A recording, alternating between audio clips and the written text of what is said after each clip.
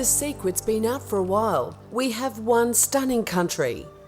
Endless coastlines, world-class surf breaks, lush forests and ancient rugged mountain ranges. It's something we appreciate on a daily basis, but it's also something we love sharing with the world. And why wouldn't we? Tourism is a key driver of our economy, a $130 billion industry that is continuing to grow. For the past 50 years, tourism research has supported this growth and highlighted the crucial role tourism plays in the Australian economy. Austrade continues to produce world-class research and data that equips industry, and particularly small to medium businesses, with evidence-based information to strengthen their marketing and business decisions. This role remains more important than ever, with tourism contributing more to our GDP than agriculture, while at the same time employing 1 in every dozen Australians. For every dollar directly earned by tourism, another 82 cents is generated for other parts of the economy. That's more than the retail, mining or education and training sectors contribute. And, unlike many other Australian industries, the money doesn't stay in capital cities, with nearly half going to regional Australia. That means small regional towns will thrive for decades to come, all off the back of the tourism industry.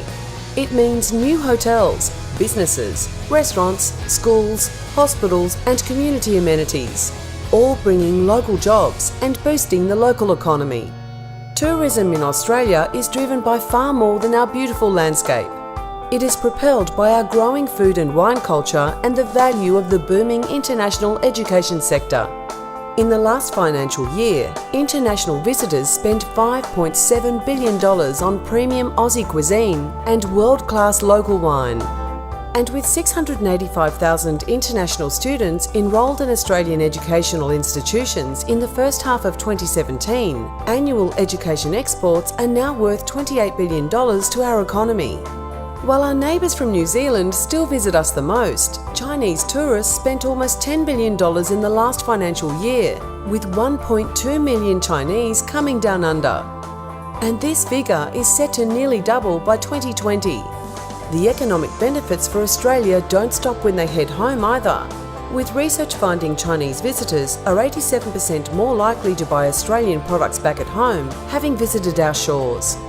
Australia is in the best spot to reap the benefits of rising incomes across Asia, as a swelling middle class looks for international travel opportunities. Austrade is committed to the China tourism market, increasing the quality of experiences for Chinese visitors, both within and outside the approved destination status scheme, through improvements around tour guides, payment platforms and general industry education. Austrade is committed to furthering the growth of the tourism sector. We do that by consistently advocating for policies aimed at enhancing aviation capacity, improving visa access, encouraging tourism infrastructure and investment, and working with the industry to make sure it has enough skilled Australian workers to keep it moving. We are also committed to supporting growth in regional areas by funding tourism infrastructure and experiences through programs such as the Tourism Demand Driver Infrastructure Program. We also support the international market development efforts of tourism businesses through Austrade's Export Market Development Grant Scheme. Austrade remains dedicated to sharing Australia with the world, and our daily work positions tourism in Australia to achieve its potential. It's never been as clear. Tourism is the future of our great nation. Make sure that you are part of that future. We're here to help you.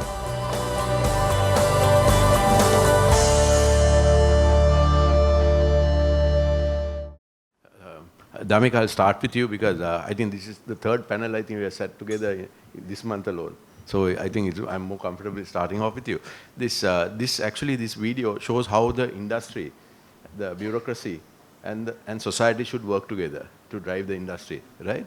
And this segment is about that, right? So can I start off with you? I remember Prime Minister Modi making a statement recently saying there is no success for tourism unless the industry, the policymakers and society work together. What are your thoughts around that? And are we doing enough? No, we have to see the first that if you want to develop nation, the country, what is the GDP? 12,000. Then what is the economy size? Then 270 billion. Out of 270 billion, at least you need 7% from tourism. Then is 18 billion. Then how to get the 18 billion goal? Then 18 billion is 10 million tourists. Either without planning like that way, you know, we came like a last 71 years, $4,000 economy. Even though you can stay another 70 years to go to the $12,000 economy, or 10 years. You know, that this is the way that actually, I think everyone have the link. I gave the small card, dhammikaperera.lk. Under ministries 18, I wrote down the whole strategy to bring 10 million visitors into the country. Any question from my strategy, you all can ask. This is the way I plan. Then, security, I little bit, hear the previous, the sessions, but only thing, security means a national security. Individual hotel cannot, control the security. If they have a country, if they have here and there, they have any bombs, you think that we can control? No, because actually when the bombs came, the April, the 21st, they put into my hotel, right? Then I hired a consultant from USA. Then, he came, he flew into the, and gave 3 hours, discussion. Then I asked what kind of a machinery I can use. Then he proposed the machinery. Then I asked, after that, what we can do. No, if say you have a scanner, the people are coming with the bombs, they put into the bombs, then what is after the reaction? I have to run. What kind of thing we can do? Nothing. The national security is the most important thing. Individual properties is very difficult to control the security. Then I realized, then I asked so many questions. Then I said, okay, that, we'll see that, because I also a little bit, because only 3 days. Then I asked, he said, then you'll have at least access point 8 to the hotel, staff, goods, other access, ballroom, everywhere. Then everywhere you have to put the machines. Otherwise, if you control one side, they will come with the other side. That we can look the narrow way with the main entrance, how you are going to secure, but it's not that. Then, what kind of measures you can take for the national security is the most important thing. It's inside they have bombs, you cannot control your property. Like I will tell you because I have experience. Anyone can tell, in the books can write about the security. Security is a national security. Because one bomb is going for the next month, you think that tourist is going to fly again? No, one is enough. Then it's a national security. We can train them with the small videos and, everything, but it's not because it's my experience, my own experience, and, I came to the strategy and I learned a lot because I had to secure my properties first. Then I learned Dhammika, can we leave the security for the last question so that in order to retain the audience? Can we talk a little bit about, is the bureaucracy working adequately with the private sector, and what more can we do in terms of? No, normally today, if you want to get the approval, for my company, we are keeping 6 years. This is our strategy. Always, if you want to put a foundation, the 2025, today we buy the land and put the approval. Then we know normally pipeline will go. 6 years time we will have approval. Recently I got 3 years. But then we are in trouble because our cash flows is not planned to 3 years. Right? Then I had to build. In the Mirissa I put 230, the rooms, but it's not to build today. To build 2023, but because of him, he gave 3 years time. The approval he pushed. I told him 3 years, he pushed. Then I got it. Then what I can do? I have no cash because my plan is 6 years. This is the way we plan. This is the reason we are not complaining to anyone. But the foreigners or other people, they have not that kind of a maturity to invest in the country. This is the reason for me, no complaints, nothing. Because The government cannot provide the airport taxis, at least duty-free permit for 900 taxis, to have a branded taxi in the, the opposite the airport. What kind of a thing we can request from the government? It's nothing. Yeah. Damik, I'll stop you there, and I'm seated next to a very powerful bureaucrat here. So now I'm going to turn to him and ask, how do we actually reduce this? He talks of 6 years. How do we actually reduce it to, I think in India and all that, they give it in 3 to 6 months. I was actually reading. How do we actually cut through this bureaucracy and reduce the time involved in getting approvals and all that? Yeah, actually, we are also facing the same problem. So, initially the problem is, we are working in our own silos. Because the thing is, we don't have any, connectivity with each other. Especially, as Mr. Damik said, that the land clearance. But it takes more than 3 to 5 years. But before establishing the BOI, it was 120 procedures to be followed, take a land. So after establishing the BOI, the steps, they reduced up to 40 steps. So still those are, still remain. So then we are also struggling. Actually, I told SLTD HR, the DG, at least we'll try to, not to complete, at least if we can distribute that, I'm talking about that, the Kalpiti area, because they start 2006, and still we are unable to grant any land for the development of the investors. So that's the situation, because the tourist itself, tourism ministry itself, is unable to, tackle these problems. We want to take some policy decisions. And recently, actually, I discussed with those the people, the key leaders of the industry, and we have taken some decisions. Why don't we use our own, the regulations to, smoothen this process? But you know that the present situation, you have an idea, because as a government official, I can't explain that situation.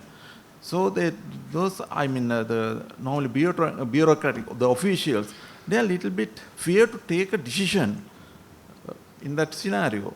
So those are the basic things. But anyway, so that with the support of SLTDA, they have their mandate, and if we can get that some the land portions, the plot of lands, then we decide to give some kind of, the publish a newspaper articles and call tenders or the proposals and give it to them within a shorter period. That's the only thing we can get. But we have to adhere some kind of, the rules and regulations, the circulars. But even though within those things, we are trying to, to act the best. So these are the basic things. That's the real situation.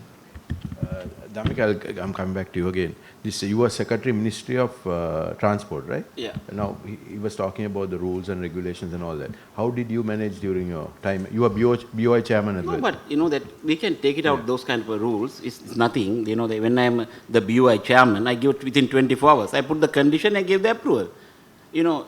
If nothing, because if you want to keep a power with you, with your hand, you're not going to sign until everything complete.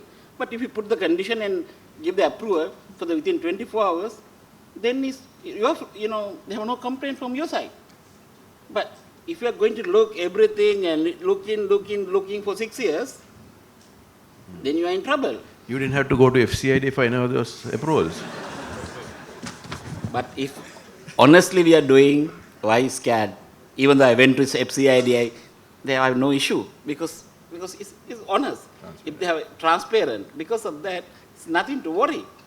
But only thing, next time I'm not going to take this kind of position because I don't want, because for the country, I don't want to go to this kind of a hassle. But good experience, after that also I took it nicely for the FCID things. but it's okay. For the country, we can do more than that. Okay.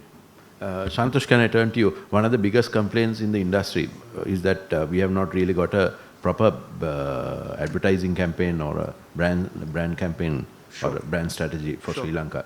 You have a lot of exposure in India and stuff like that. And I think that Incredible India is actually now 20 years old, right? And it is being refreshed continuously.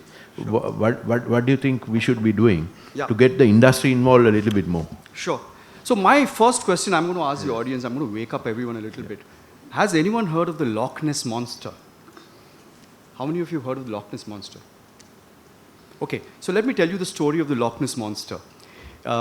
There's a place called Loch Ness in Scotland. And the story is that many years ago, I think 50, 60 years ago, a little child spotted a monster inside the loch. Okay. And that story is 60 years old. People flock to Loch Ness Monster, to see the Loch Ness Monster in Loch Ness in Inverness, purely on the basis of that one story, which has been kept alive year after year for 60 years. The story of the whiskey trail in Scotland. You go to a distillery, they create an awesome experience of you going in, tasting the whiskey, hearing the story of how the whiskey is made, and eventually they even actually make you taste the whiskey. In a sense, for us, when we create brands, it's about telling stories. I've been in Sri Lanka now for 12 years, and I can tell you one thing. There are some incredible stories to be told in Sri Lanka. There are some absolutely awesome stories to be told in Sri Lanka. And I'll tell you a couple right away. I mean, there is a place called Lakkegala, and I'm quite certain a lot of people in Sri Lanka wouldn't be aware of this. There is a place called Lakkegala in the Knuckles Mountain. And it's an awesome story related to Ravana and his kingdom. And it's been written in Sunela Jayawardene's book, The Lion of Lanka. So the point is, ultimately, what are we going to do when we create, what do we want to do when we create brands? You want to tell great stories, and you want to tell great stories and attract customers who are profitable. You want to make sure that you bring those customers into Sri Lanka. You want to make them curate great experiences for them while in Sri Lanka. Then you want them to share those experiences. The second part of this whole thing is the internet has changed everything. In the old days, you make an ad, you run it on CNN, you run it on BBC, and you felt you'd done your job. Actually, the opportunity now with the digital revolution is completely different. You can actually map a consumer's journey from the time he considers going on a holiday till the time he ends his experience. And then you can get him to share his experiences so that those people who are not considering a journey starts considering a journey. And it can all be done in an extremely scientific, accountable way. The point is, we need to believe that we have the stories. Then we need to mine those stories, because there are some amazing stories. I can tell you 10 and 12 right now sitting here. And I'm sure if you look at a collective set of stories that are there in Sri Lanka, you've got a lot of opportunities. And then we got to go after those customers and get them to come here, get them to experience and curate the experience, and finally share those experiences. So to my mind, at the end of the day, it's just a question of taking some very simple steps in creating and being convinced that you need a brand exercise so that we can build a relationship between potential customers and make sure that they are loyal. I can also tell you one more thing, Dinesh. My experience every time I travel abroad, the moment I say I live in Sri Lanka, I have a lot of people come to me and share amazing experiences and amazing stories of theirs in Sri Lanka. So there is a huge repository of knowledge, information, and storytelling that's actually latently available for us to actually sell this beautiful country and get value customers. And I genuinely believe it's not about getting large numbers of people in here. It's about getting people who have money in their pockets and getting them to come here and experience this product and go out there and evangelize the product. I mean, to me, if I were to really, in a nutshell, tell you what I think needs to be done, these are the simple things that we can actually go out there and do, which can be really effective in terms of increasing arrivals and increasing the right kind of arrivals. Yeah. On the India note, I'll tell you one more thing on the India note. You know, there's a lot of excitement about the fact that customers from India have been coming, especially after 21/4. We said there are a lot of Indians coming. Oh, that's great. One opportunity I genuinely do believe we are missing is in the high-value Indian customer. And I know in the past, whenever Sri Lankans look at Indian customers, you think the Indian customers are the guys who don't spend too much money. There are a lot of Indians who are now traveling with money in their pockets. Are we targeting them? And I can tell you, my own friends, some of them have a lot of money in their pockets. When they come here, they get surprised. They come here and say, hey, I never expected this kind of an experience. You know what? I'm willing to come next time and spend more money in this country. So I'm actually saying there is that opportunity. We need to look at the way we are targeting people, look at the guys with the money, tell them the right stories, get them to come here and experience it, and after that, get them to share that experience so that we can get them back again. So I'm trying to put the entire exercise into a very simple, concise kind of a formula. This is what we really need to do, and I think there are many, many countries with far smaller and far lesser opportunities who do a better job, perhaps than possibly what we might be doing. Yeah, okay. Matthias, can I turn to you? You have lived in Germany for a long time, plus you have handled some of the best brands, right? How long have you been in Sri Lanka now? About maybe 6 to 12 months? I came permanently. I moved here in December. I haven't left the country since, so I haven't even gone out for a week or anywhere. Yeah. So turning to what? I never lived in Germany though. Oh, okay. So where did you live? I lived mostly in Asia, Hong Kong, Tokyo, Seoul, Bangkok, and then I lived in London for 10 years. So mostly in big major cities. Yeah.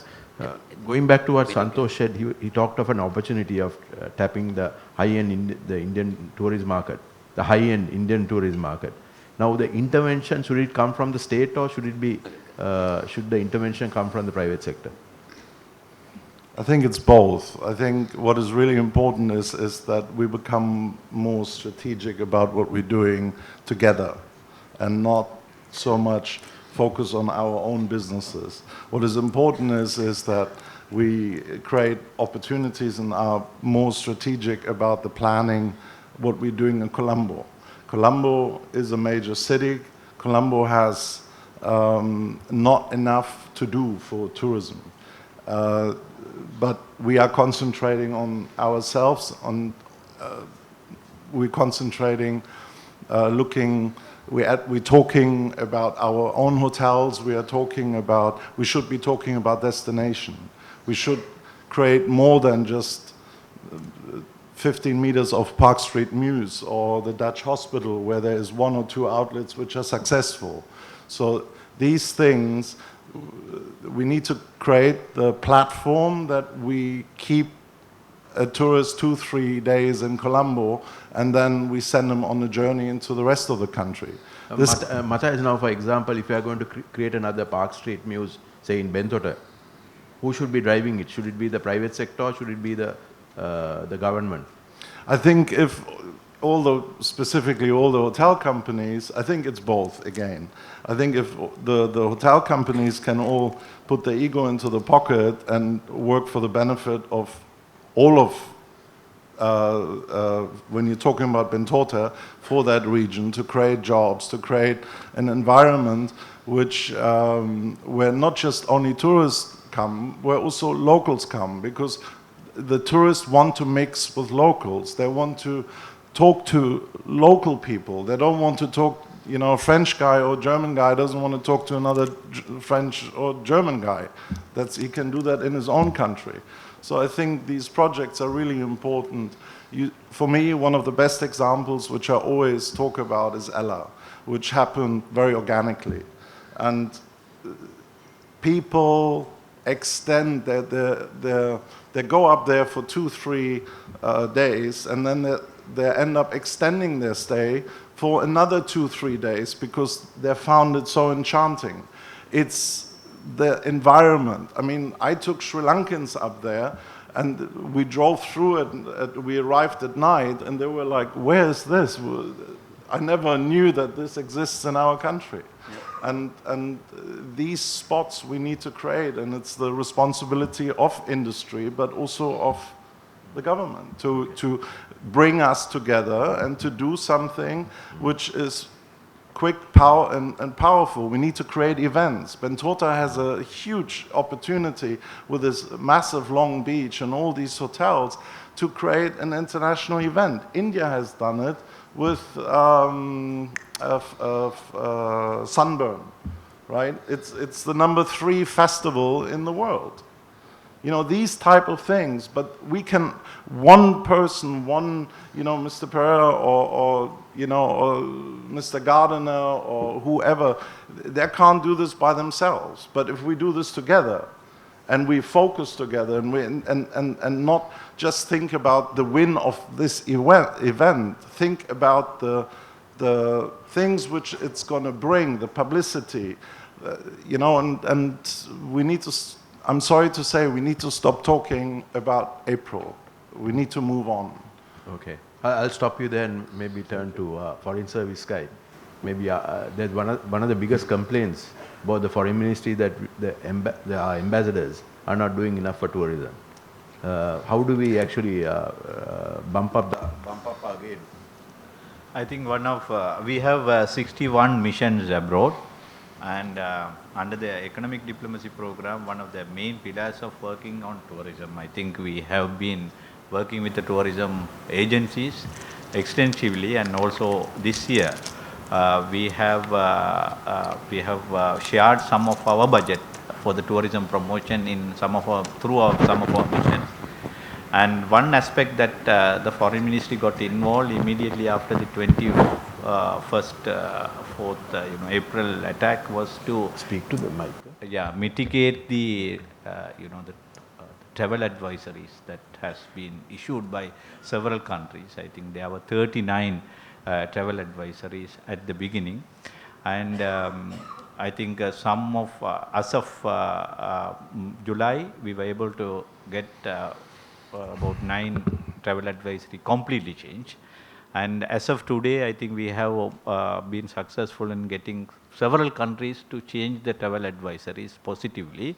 And I think it was also not immediately done. For instance, in the case of China, it was done in 5 stages. So one of the instructions that went to our ambassadors and high commissioners and the consul generals and the deputy high commissioner in Chennai was to work closely with the governments and explain them what's happening.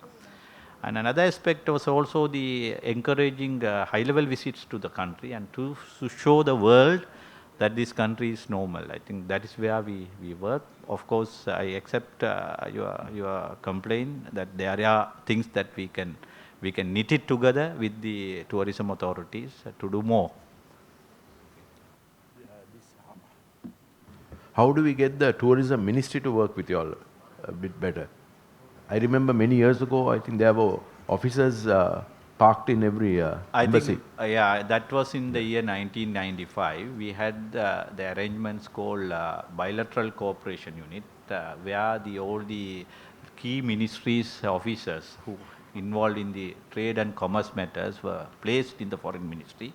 So it was easy for us to work and knit things together. But now you will be pleased to know from May 2018, we have a project called Economic Diplomacy Program. We have been working on giving targets to the missions. The targets are on 4 areas, namely tourism, FDI, and also the increased exports as well as foreign employment. The missions have been given targets, and the missions targets have been also pointed to the officers who are working in the missions, not only the ambassadors and high commissioners. Yeah. They are also, so now we have come to a stage that the head of mission cannot say that the others are not working. Others cannot say that the head of mission is not giving you the work. So also where necessary, one of the problems that they had, they say, okay, we will do this program, but I don't have fund. So we have the fund in the foreign ministry under the economic diplomacy program that is managed by my division in the ministry. I think we are moving. May not be the way that everyone expect, but we are moving towards that. As of now, out of the 50 million that we receive, we have dispersed money for 40 or 20 odd project out of 60 project that was identified.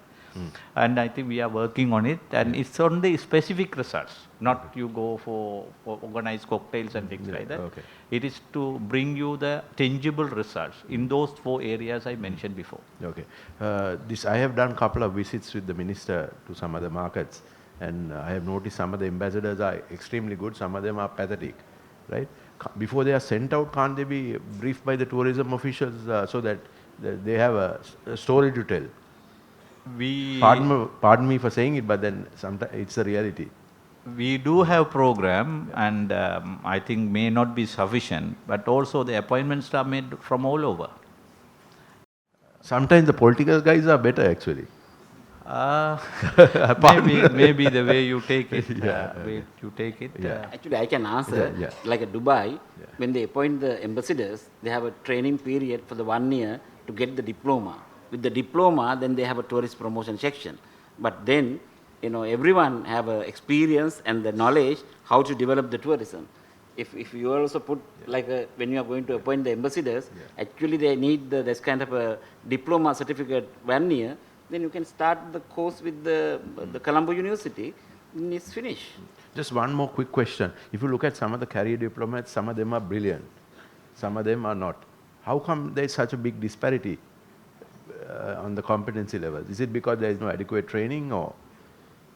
Yeah, in fact, the training is one of the problems. Yeah. Okay, and also we used to have problems in recruitments as well earlier, and I think at the moment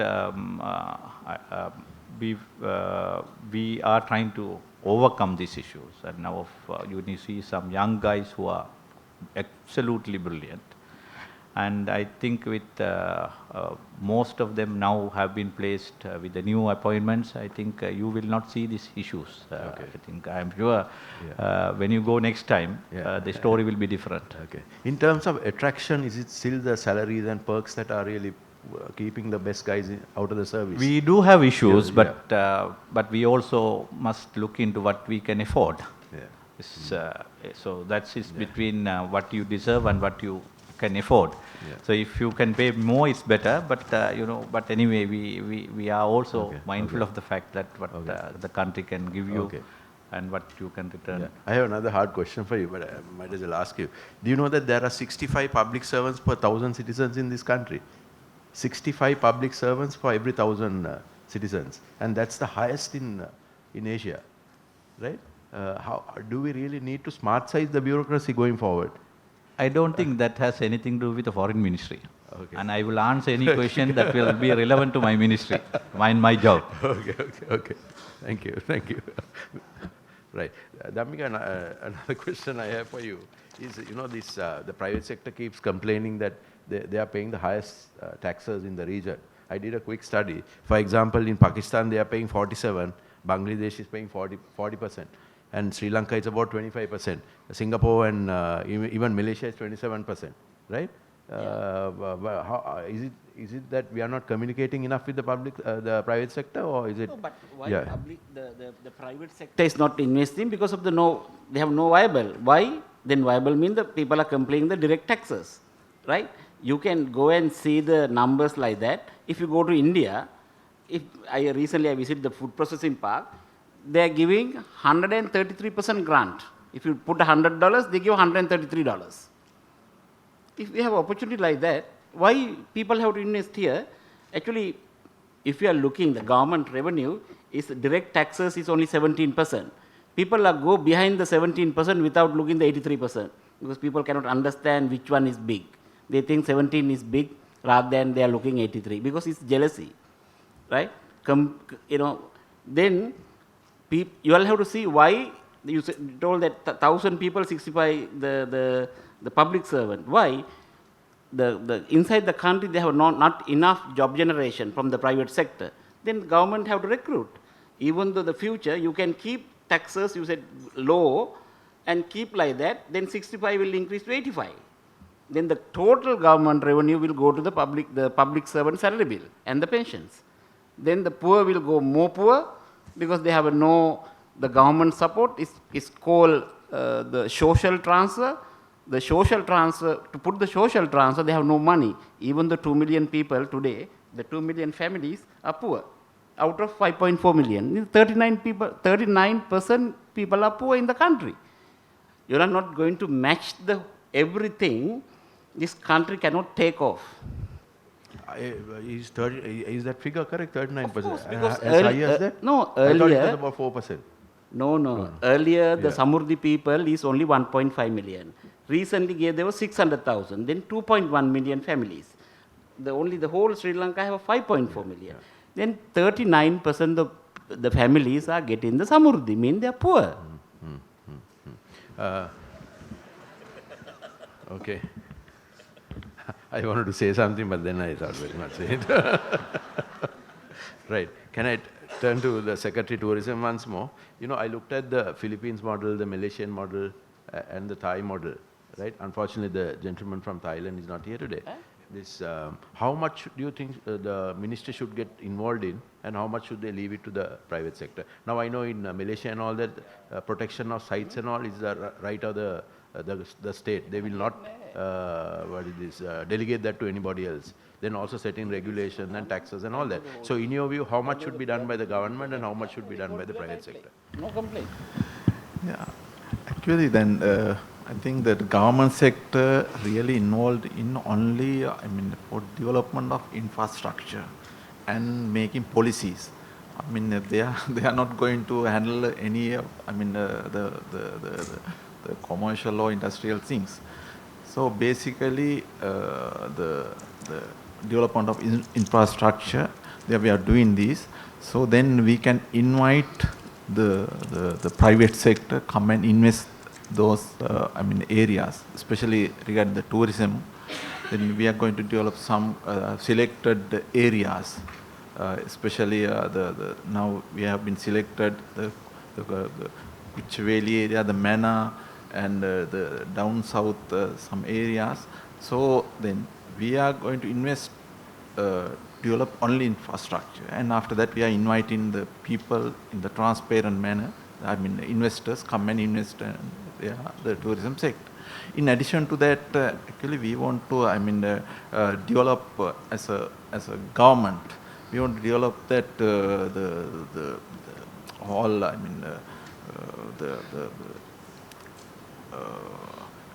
service the providers, the students or the experienced people for the industry.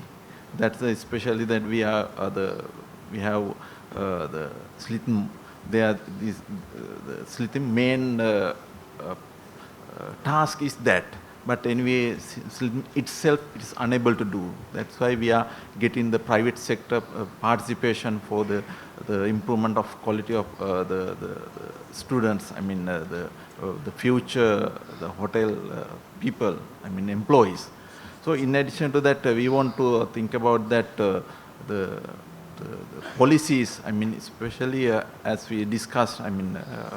During that the morning panels, basically ambassadors and high commissioner emphasized that the sustainability, so that we want to use the tourism industry as a sustainable way, so that we have to more responsible as a government officials, how to tackle with those things, how to take some rules and regulations to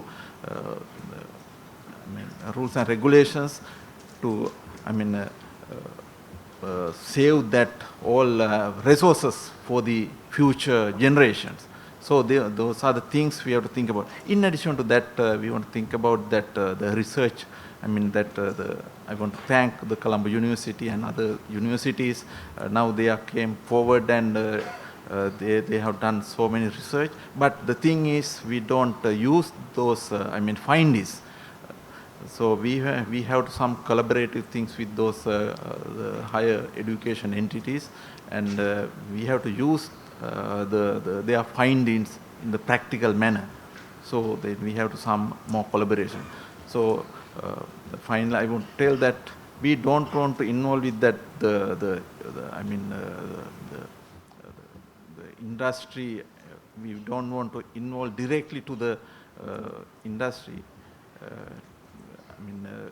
Establishing hotels or whatever it is, but it should be done by the private sector. We have to, facilitate for these people. That's the main thing. Matthias, I have a question for you. When Richard was questioning the Prime Minister, he said one of the biggest challenges that most markets are now facing is over-tourism. Now take our airport. Technically, it can handle only about 6.5. We're already doing 12 million. Right? What are some of the challenges facing Sri Lanka, and how should our strategy change? I think some things you're doing already. I think the transportation and getting through the country is really important. And I think building the highways is the smartest thing, and it takes a long time to go. It's like I would love to, I was just talking about Ella, I would love to go up to Ella all the time, but I can't. It takes 6.5 hours to get there. So transportation, and also to have regional small airports with reasonable fares. So really connectivity throughout the country is really important. I think also the developing what was earlier on said, developing the parts of the country which were traditionally not so accessible is really important. So to go up to the northeast, etc. I think the airport is something which needs to vastly improve. It's the first. We in the industry say it's the arrival, it's your first impression of the country. And I think with even little efforts, you could make big changes at the airport. Okay. And I think that connectivity is probably, and then of course supporting businesses with, I'm also running into these challenges now with long approvals, and how do you do it, and how do you get it, and I think what is important is in this approval process to protect the resources, to protect the country and the beauty of the country, and also, I give you a big example. We need a marina. We need a big marina in this country. You will change the type of people who come here. You need, for one guy who comes with a super yacht, you need 5,000 tourists to spend what this one guy spends in the country. Yeah. I'll stop you there. I have a question for you. How come Maldives can sell rooms at $30,000? 800. No, there are 30,000 rooms. Louis Vuitton rooms are $30,000. Right. It's an island. How come Sri Lanka has only maybe 1 or 2 properties that charge $1,000 a night? No. Actually, I will give a good example. You are going to watch the movie with sound. You will pay 800 rupees. Now they said they are going to off the sound. How much you are going to pay? 80 rupees? What is the because only then now you can see in the film no sounds. 80 rupees is correct? It's same thing. Maldives, they put the room into the water, people can hear sound and look at the areas. Here, they said, bring 60 meters, from the line, then exactly where the location, you cannot hear the sound. Right? Now, switch off the sound. Now only you can view the beaches. Then they are willing to pay only 80. The Maldives, they pay 800 because with the sound. Here, without the sound, they pay 80. It's simple. But bureaucracy think other way around. Because they think they are not on the property. Then they said, no, you also cannot make money. This is the attitude. Otherwise, if at least they can look Maldives, they can follow the Maldives because they reach $12,000 per capita.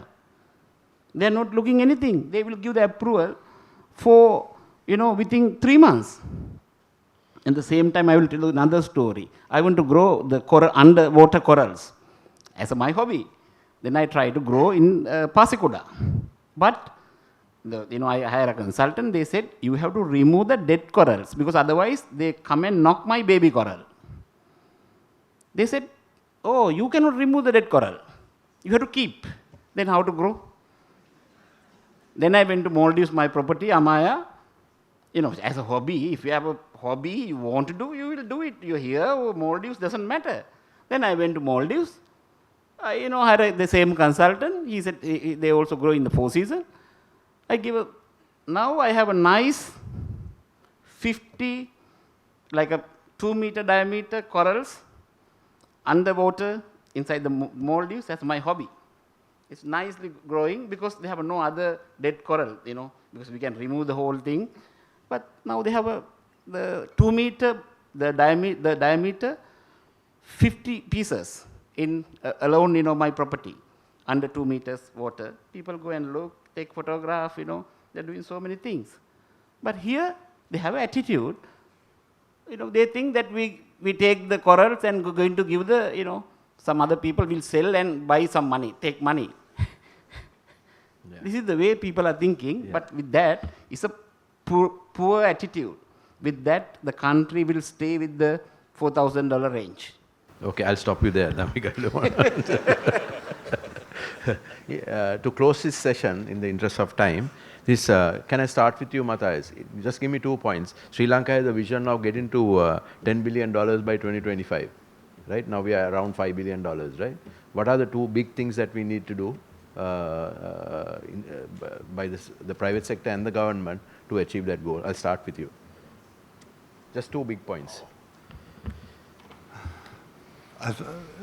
Biggest thing is infrastructure. And, Mr. Pera, what he's saying is all these little things. Is like, getting a branded taxi from the airport, being safe, all these simple things, which are actually not a big deal to achieve. And I think what is really important is that we start working a little bit closer together, and I think what's important is to create events and to create hotspots in the country which benefit everybody, the community. Points. Thank you. Yeah, okay. Maybe I can tell you 1 point because I'm not in the tourism industry. From my experience here as well as abroad, I think we also need to go for new markets. And I think there is no thirst for new market here. And you go always for traditional market, and then you look for the same people who come over and over again. And I tried my best to get the Turkish tourists to come here when I was ambassador there. And I'm sorry to say that there was no interest shown here to do some projects or proposals there or some promotional. You need to get people to come and then from everywhere. Good point. So actually you must put some of the blame to the tourism ministry also. No, we have to share the blames, we have to share the blames. It's not that you put it in one basket, but you need to go for new markets. And Turkey is a country which attracts 45 million tourists a year, and much more than ours, and then almost equivalent to their population. So that's it. Yeah, Damika. Actually, I addressed this problem with my 900 points with my book, recently what I launched. I think you all can go to damikaperera.lk and look each ministry. Even though defense, I cover with the defense ministry. Even the foreign affairs, I cover with the foreign ministry. You all can see the point. They have 900 points. If you achieve this goal, we can go to the $12,000. Otherwise, they have 900 points. But at least they have to look Maldives side. Then you have to build the connectivity. Otherwise, the regional, say, Jaffna, Pasikuda and other area, they have not job generation program. Actually, tourism is the good job generation program they can put, but only thing, they have to build some small infrastructure, not the big, and the attitude. When the plane comes to the landing, the price, parking price is very high in the regional airport, then they're not going to come. Because today, Europe, you can travel with the 3,000 rupees ticket. But if you go to the here airport, they will charge 6,000 for the airport charges. Europe, only the 3,000 rupees you can travel today. Because so cheap, because what they realize, even you give the landing, the prices are zero, parking zero, everything, but then the transport and the traffic and everything will, they have an impact. Because of that, they can, reduce all the rates, like matching, Thailand and Malaysia. With that, I think maybe we can do more tourism. The infrastructure, then we have now compared with the, previous 2-3 decades, now the roads, we can't compare with the European or the sector, but we have compared with our previous years, then the road sector is, it's comparatively developed. But the airports, this is a big problem, because if we try to achieve those targets, but we have only one, then now utilize only Katunayake Airport, Bandar International Airport. But it is very congested, and we are unable to provide some facilities for the tourists. The other one is so that we want to develop the airports and some few terminals in Katunayake. In addition to that, recently next month we are going to start the Palali, so that we can use it. And there are so many local the regional airports. Some of them are already, they are been used, especially Batiklo and Nampara. But so the thing is, we don't have even a jetty for these to facilitate those passengers. And very few people are coming out of the ship. So that if we can tap those people, providing these basic facilities, then we can get some more. This is some kind of new market. So those are the things we have to be considered. Yeah, I think use digital technology to identify your profitable customer, and make sure that you tell the stories in the right way, so that you can build a relationship and you can build a loyalty, so they can share experiences and bring customers back. Important to communicate with potential customers for brand building is probably what my single line takeoff would be. So the message is, I think, very clear that I think if you make it hospitable for private investment, I think they'll take care of the rest. So I think the government job is to regulate, but do it very proactively and intelligently. So please put our hands together for the panel. I think they did an excellent job. Thank you very much. Thank you very much to our panel chair, Mr. Dinesh Virakodi, the Chairman, International Chamber of Commerce, Sri Lanka, and to all the panelists. And we would like to present a few tokens of appreciation to all our panelists and the panel chair. I would like to call upon Professor D.S.E. Silva, the President, International Tourism Leaders Summit and TRC. Mr. Upali Ratnayaka, Senior Industry Advisor, Tourism Study Programs, Department of Economics, University of Colombo. Major General Nimal Krishnaratna, the President, Alumni Association of Tourism Economics and Hospitality Management. Kasuna Benayaka, the Secretary General, and Dr. Mubarak Khaldi, Co-Chair of the conference. Ladies and gentlemen, that was our third panel discussion on interministerial and provincial policies theory under the topic Integrated Solutions, Predictable Policymaking and Professional Bureaucracy.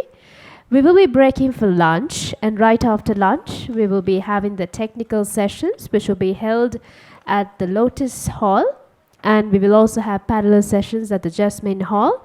Just a quick reminder, the lunch is arranged for you at the banquet hall. There are usherers outside, they will guide you. And please return to the Lotus Hall within 40 minutes. Thank you so much. International Tourist Research Conference. Today the topic would be Destination Management, Digital Transformation and building resilience management. First of all, I would like to welcome all the valuable participants to this venue. And again, formally, I would like to welcome the panel members, starting from Professor Venkat Rao, Professor Wattage, Professor Sanjay Nadikani, Dr. Kalum Vijayanayaka, Professor Lalita Edirisinghe, Dr. M. Ganeshmurthy, Dr. Yanki Hatijasti, Dr. Chandana Aludge, and Dr. Sivasena. And again, I'd like to welcome the presenters, where they will be sharing their knowledge. And again, I'll be welcoming all the participants. So good afternoon, everybody. So my colleagues on the stage, co-panel members, audience came from different parts. When we were asked to debate on the topic destination related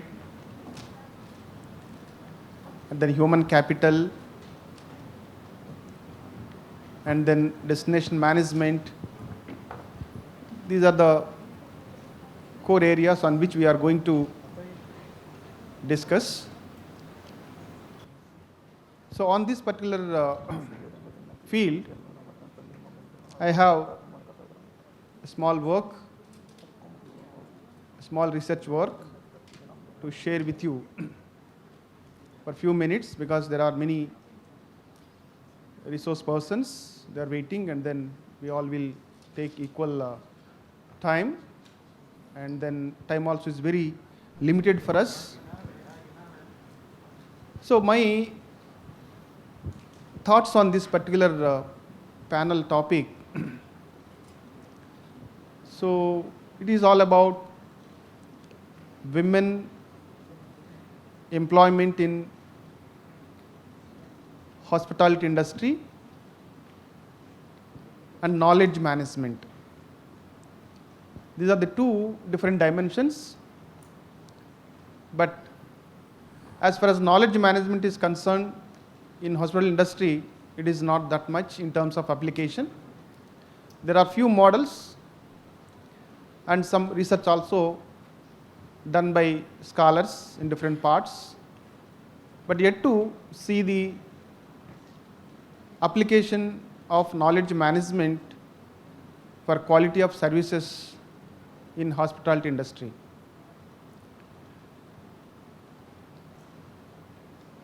Knowledge management is one dimension.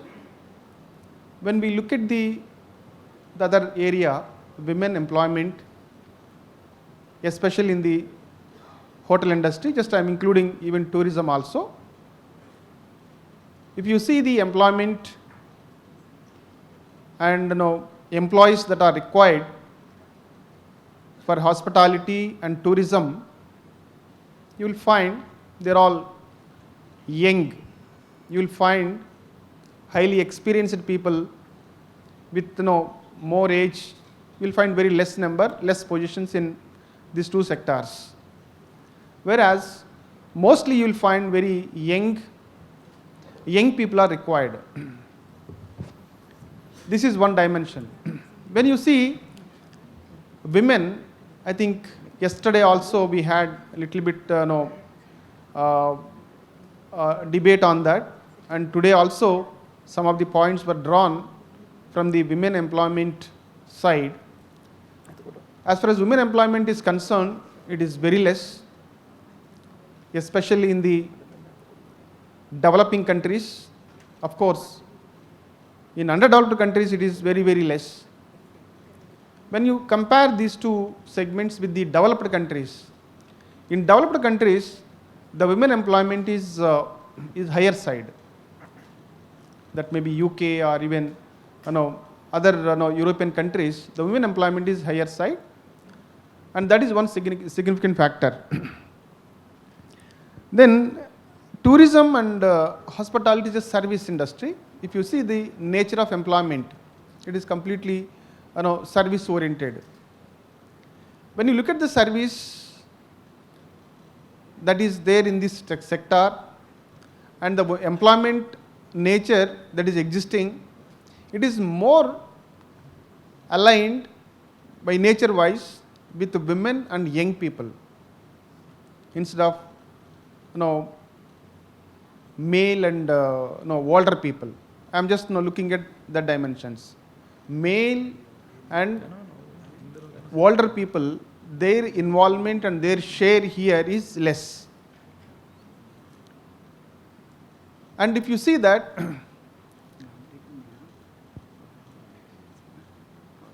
the practically number is more, but requirement is less. But requirement for women and then young people more, but unfortunately, so their number is less. This is a kind of dichotomy in the employment of tourism and hospitality. If you see the nature of employment, especially in the country like India, even Sri Lanka, in other some of the Asian countries, the women is treated as a kind of symbolic person for extending service. The women know better than men in terms of giving service to the guests, but in profession, in tourism and hospitality, the women's share is very, very less, and it needs to be increased. And if you look at the knowledge management side, knowledge management application in these two, tourism and hospitality. So here, knowledge requirement, whatever that is required, and knowledge generation with the use of ICT devices, information communication technology devices, and technology usage. Even yesterday and even today also we were discussing about technology intervention, right? Data analytics. I think morning professor was talking about. So these are the two areas where data is available, but data is not used much for better business models, right? So data needs to be generated, and that in terms of knowledge and how knowledge is created, knowledge is stored, knowledge is retrieved, knowledge is used in the organizations, right? And for effective functioning and then more productivity in the organizations. So in this context, so we are there to share some of our thoughts, right?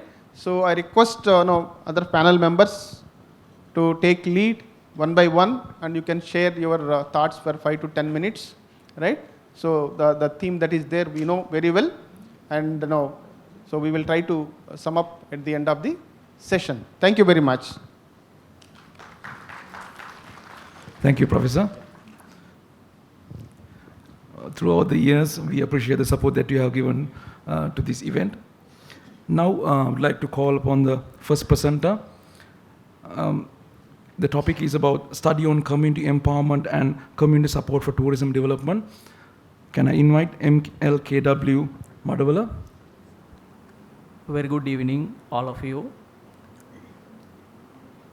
I am great honor to be present here today as an undergraduate from Rajarata University of Sri Lanka. As a first research, I have published.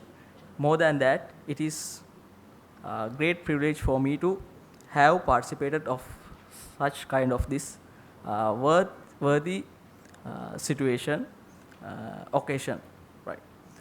My research, I have done the research. The title is a study on community empowerment and community support for tourism development in Minneri area. So first, I would like to introduce about the background of this study. When we consider about the tourism industry, it is an iconic, fast-growing industry in Sri Lanka. When we are talking about the sustainability of the tourism industry, the community support and the community empowerment are crucial components. So it is important to investigate the community empowerment through tourism and community support for tourism development is major points. This study especially conducted in Minneri area, related to the Minneri area, as it is one of the main tourist hotspots in Sri Lanka. This is the objective. The main objective of this study to examine the relationship between community empowerment factors and community support for tourism development. Under these objectives, these are the sub-objectives. To identify the level of community empowerment through tourism, in here, the psychological empowerment factor between and the significant relationship between the psychological empowerment factor and the community support for the resident support for the tourism development, and social empowerment factors and the tourism resident support for the tourism industry, and political empowerment factor with the community support of the tourism development, and the other one is economical empowerment factor related to the relations between the resident support for the tourism development, and ultimately to identify the level of support of the residents for the tourism development. This is the methodology. This study applied quantitative approach. This population consists with 1,836 families belonging to the 5 Grama Seva divisions. Sample size is 275 families living in Minneri area. Random sampling method is used for collecting primary data gathered by a structured questionnaire. And descriptive statistics and Pearson correlation analysis has been employed to analyze the data. This is conceptual framework. In here, independent variables and the dependent variables. As the dependent variable, I have taken the community support for tourism development, and independent variables, there are 4: psychological empowerment, social empowerment, political empowerment, and economic empowerment. This research model based on the resident empowerment through tourism scales RETS developed by Bolli and McGee in 2014. These are the findings and conclusions. According to findings, I would like to express about the sample profile. These are the age distribution. In here, the majority of the respondents are belonging to the age distribution between 36 to 55 is represented in 36%. And this is the gender distribution. The majority peoples are the males, the percentage of 58%. This is the educational qualifications from the respondents. The secondary education is the highest percent is reported as 43%. According to sample profile, there are 75% is reported by providing experience about the tourism related to the visitors, and this is the reliability analysis. In here, all other empowerment factors are reliable with the Conbra alpha. It is 0 point, within 1 point to 0 point it is reliable. And this is the descriptive analysis here. According to descriptive analysis, the highest mean value is reported the resident support for tourism development is 4.22. The residents are already supported to the tourism development in the Mineri area, and they are psychologically and socially empowered, but politically and economically less empowered in the Mineri area. So this is the correlation analysis. Correlation is significance at the 0.03 level. So all are the significant, empowered factors. These are the findings and conclusions. Even though the community is willing to support for the development of the tourism, community in the area is politically and economically less empowered through tourism. There is significant relationship between psychological empowerment, political empowerment, social empowerment, economical empowerment, and community support for tourism development. In here, therefore, when community is psychologically, politically, economically, and socially empowered, their support for tourism development will be increased. These are the recommendations. I suppose that policy makers to get the participation of the residents in the area in decision making when developing tourism in the area. And another one is government authorities to empower residents economically by giving more opportunities for engaging in tourism businesses. In last, government authorities to promote residents tourism businesses in the area, especially arts and crafts like that. So in here, this is my recommendations, and I would like to pay my sincere gratitude to support me to do this research in the Department of Tourism and Hospitality Management by the supervisor of Ms. Edina Beery. Thank you for giving me such kind of support for me to have present in this kind of paper presentation in this occasion. Thank you very much.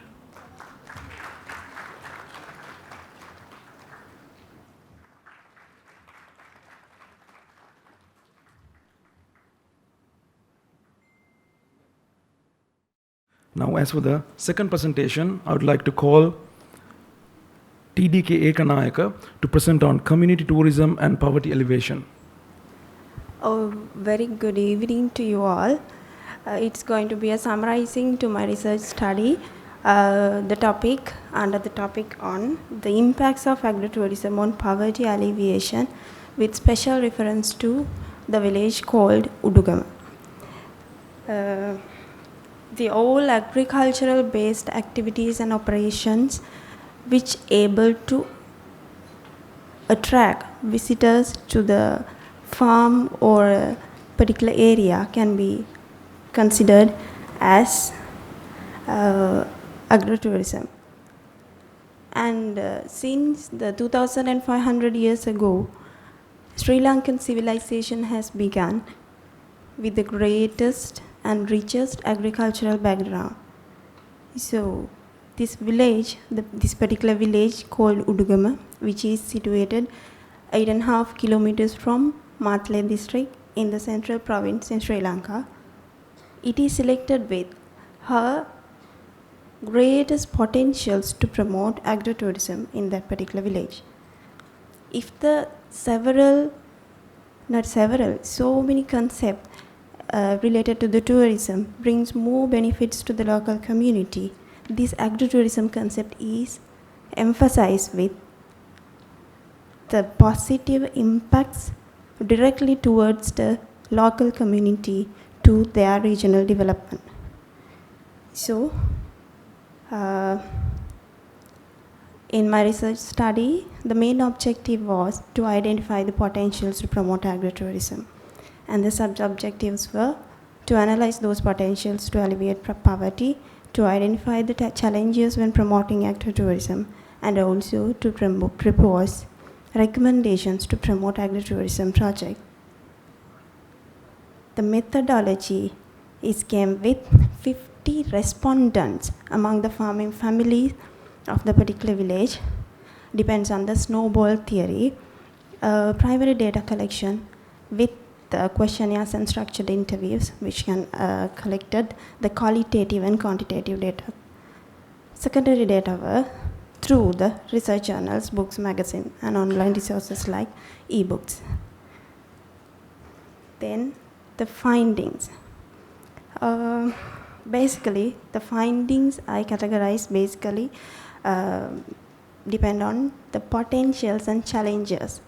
Potential have found like rich soil, natural irrigation system which can be generate water throughout the year, and the fine climate which is not disturbing to the agricultural activities but always supporting them, and the sufficient geographical space to cultivate the various types of cultivation, and the knowledge, the rich knowledge in the field of agriculture, because nowadays also the main occupation is the agriculture of that particular villages. And also the existing infrastructure, the sufficient infrastructure already there to promote the new concepts like agritourism in that village. And then challenges. When the researcher try to applying this new concept to the village, there are so many barriers like challenges have faced, like lack of knowledge in field of tourism can be identified as the challenges, and also difficult to change the attitudes of the villagers, and communication barriers when cooperating and integrating those villagers into converting the new concept. In addition to that, as the villagers, they are already faced the challenges like low demand, transportation barriers, pest control problems, spreading diseases. In addition to that, there was not a stable price for their products, and the production surplus and also vast wastage can be seen there. And also, high commissions to the intermediaries also can take as a challenge faced by the villagers already. So this agritourism concept this is the time to implement the agritourism concept too as a solution for the challenges faced by the villagers.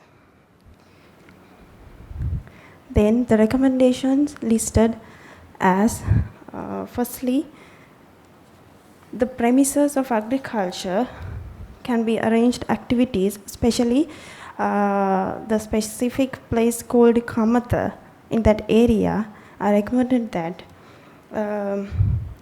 Janakavi, that means folk music, folk dances, role play to entertain the visitor in the site itself. And also the agricultural area with the tree hut can be arranged traditional cuisine to provide agricultural products, that mean food and beverage, to the tourist. And also can be arranged the mini market to sell the agricultural products directly to the tourist.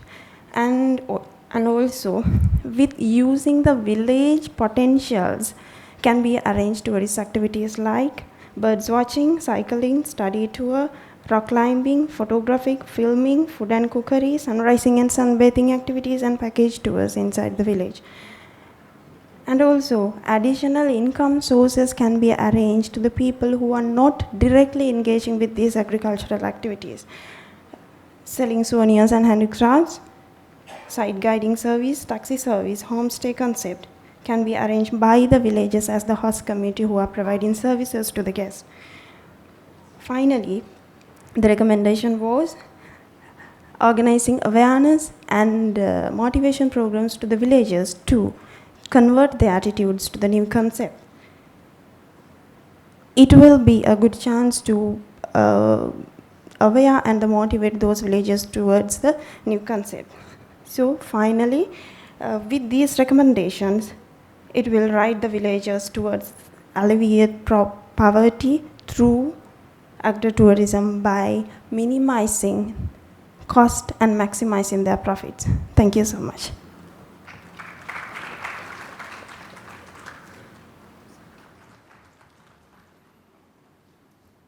Thank you, Professor. Again, I would like to invite Professor Nadikani to address the gathering, to share your knowledge and thoughts about the research. Good afternoon, everybody.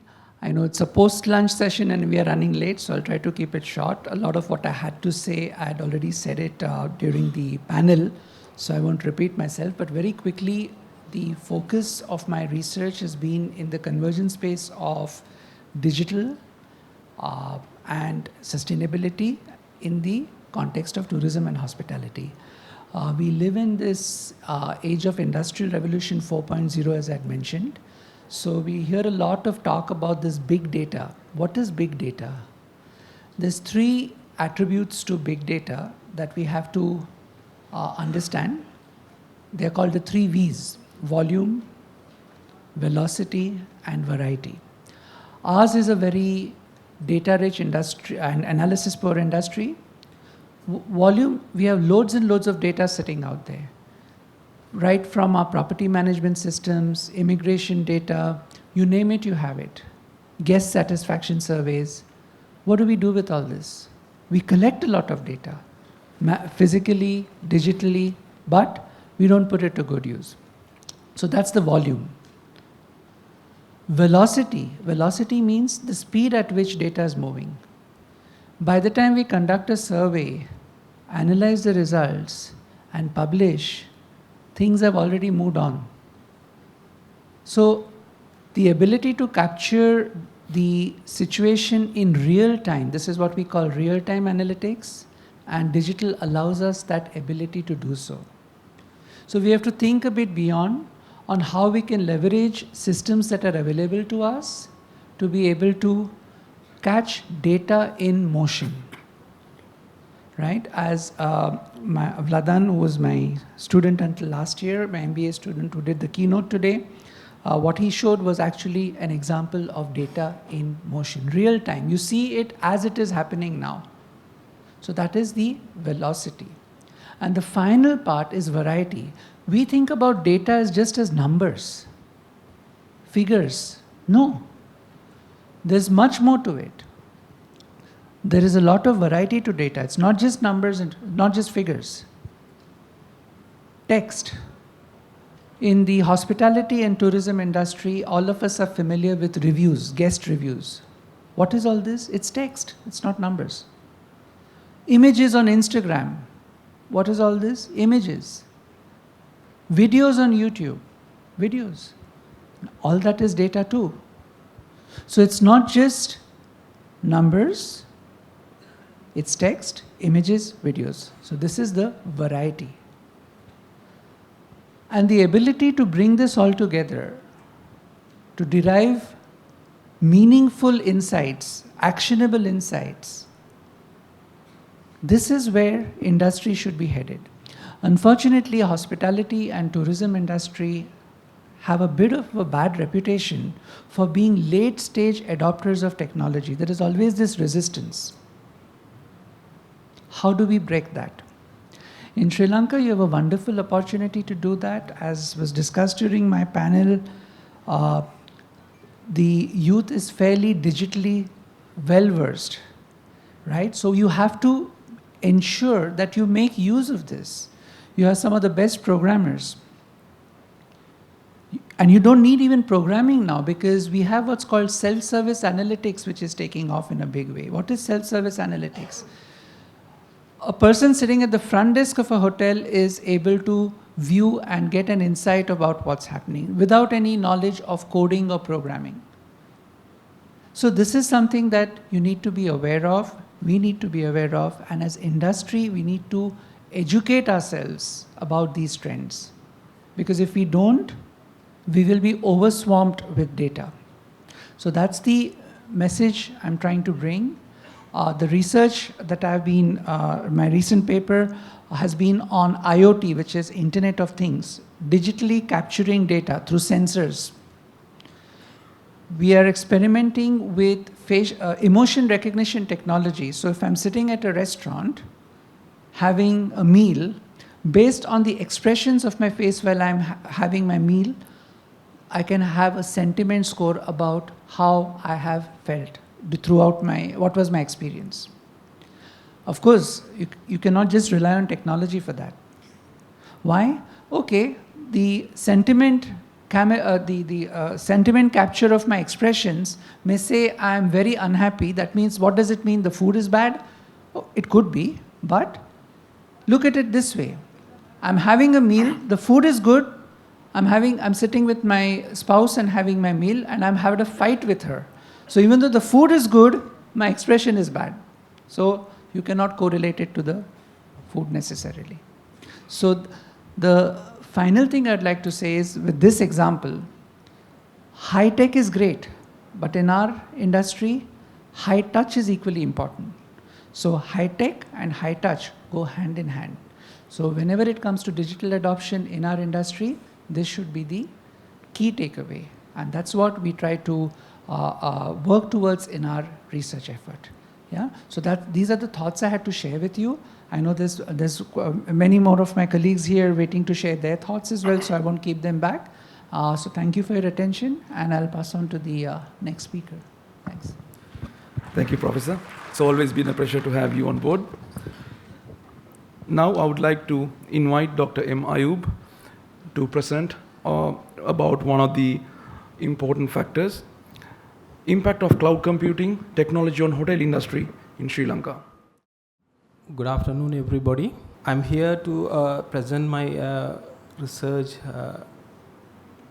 paper on impact of cloud computing technology on hotel industry in Sri Lanka. The domain that I have selected is the innovative technology, that is cloud computing, and in hotel industry.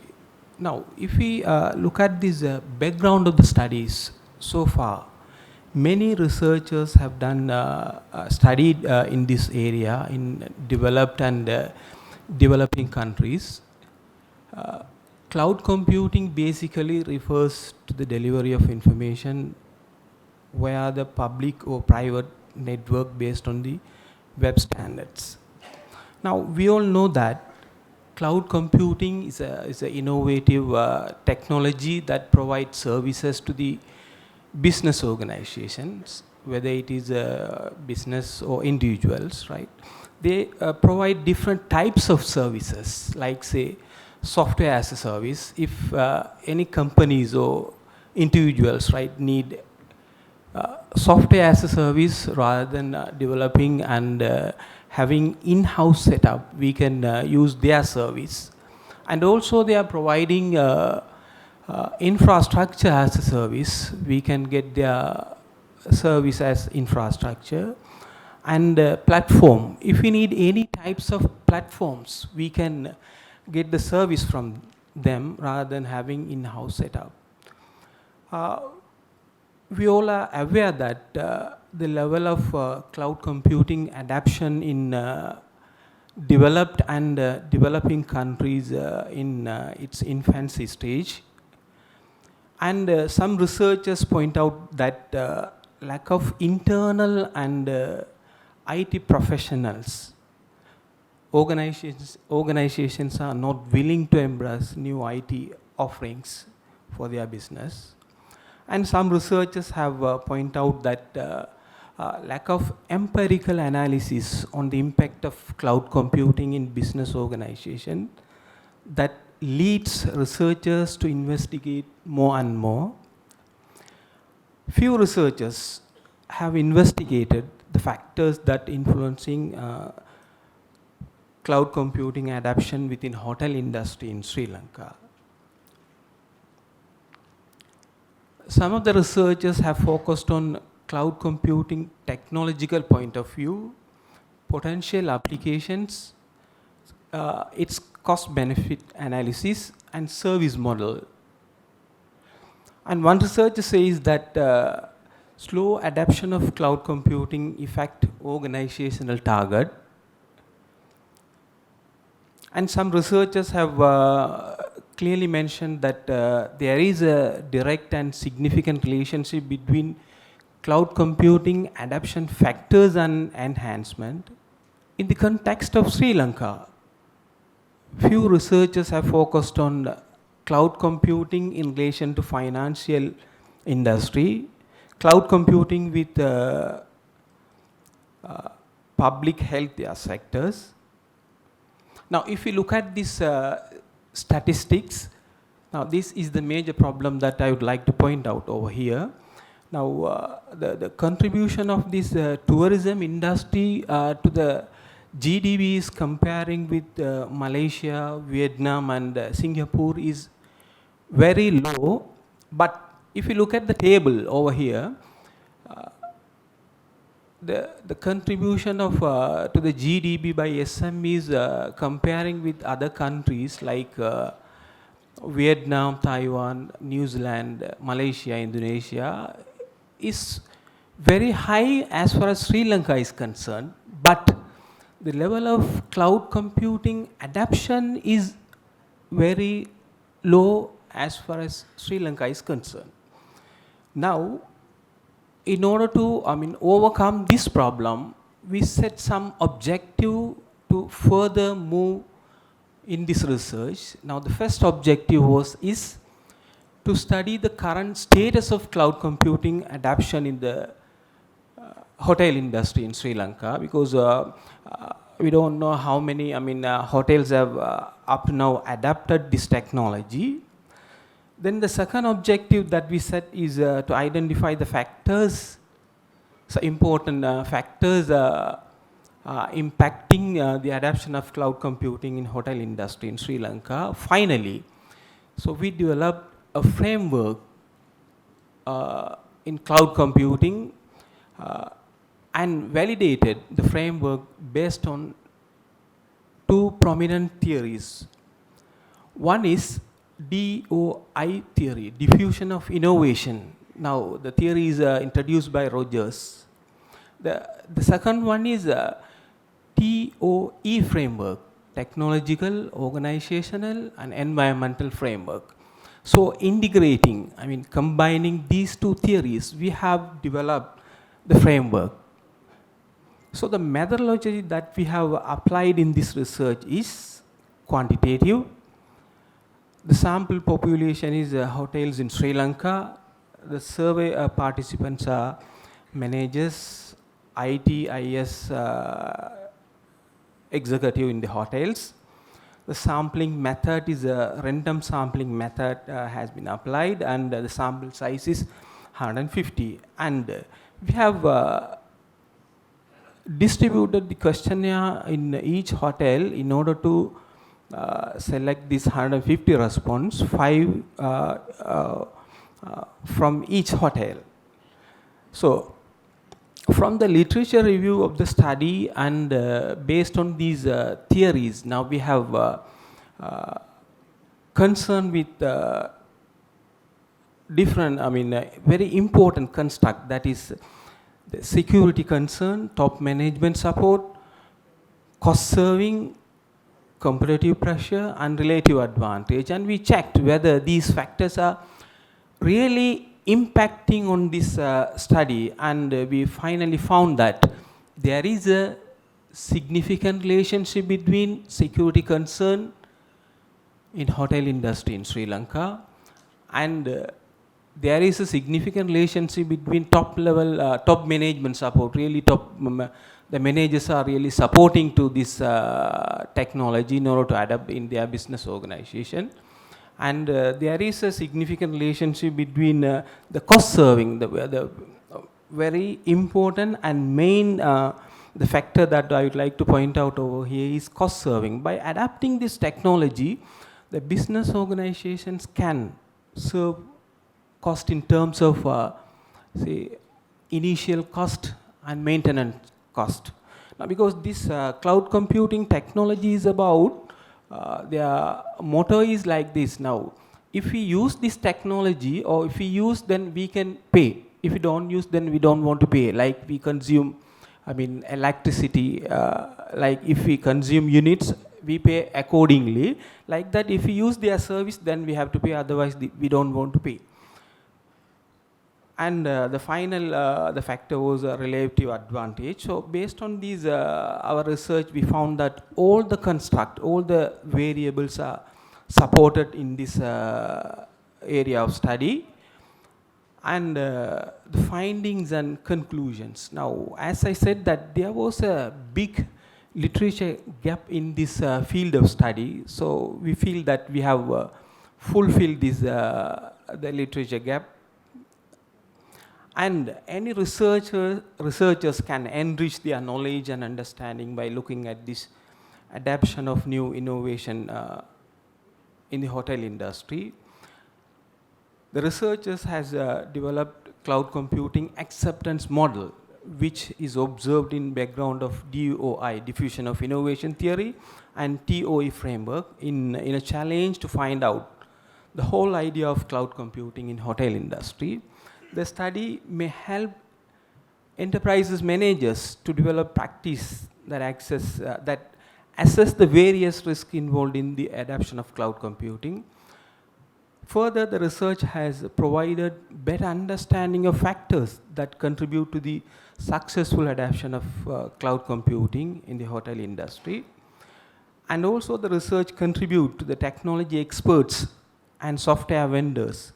The software vendors who have to develop their strategy that effectively promote cloud computing technology without wasting time by conducting practical session to the top level managers in all industries if they want to further introduce their technology. And as far as the government and policy makers are concerned, cloud computing selection requires the best government approach and direction with the goal that can exist. Finally, we recommend that the researchers made an effort to discover and construct cloud computing implementation ideal that is reliant on DOI and TOE theory. While undertaking this research, a validated conceptual framework was drawn to assist in the determination of the 5 contractual factors. The research reviewed adaptation theories and various frameworks so that so as to develop some of the construct and model 2 theories related to this study. Finally, we recommend that we have focused on a particular industry, and also the sample size was less than 150.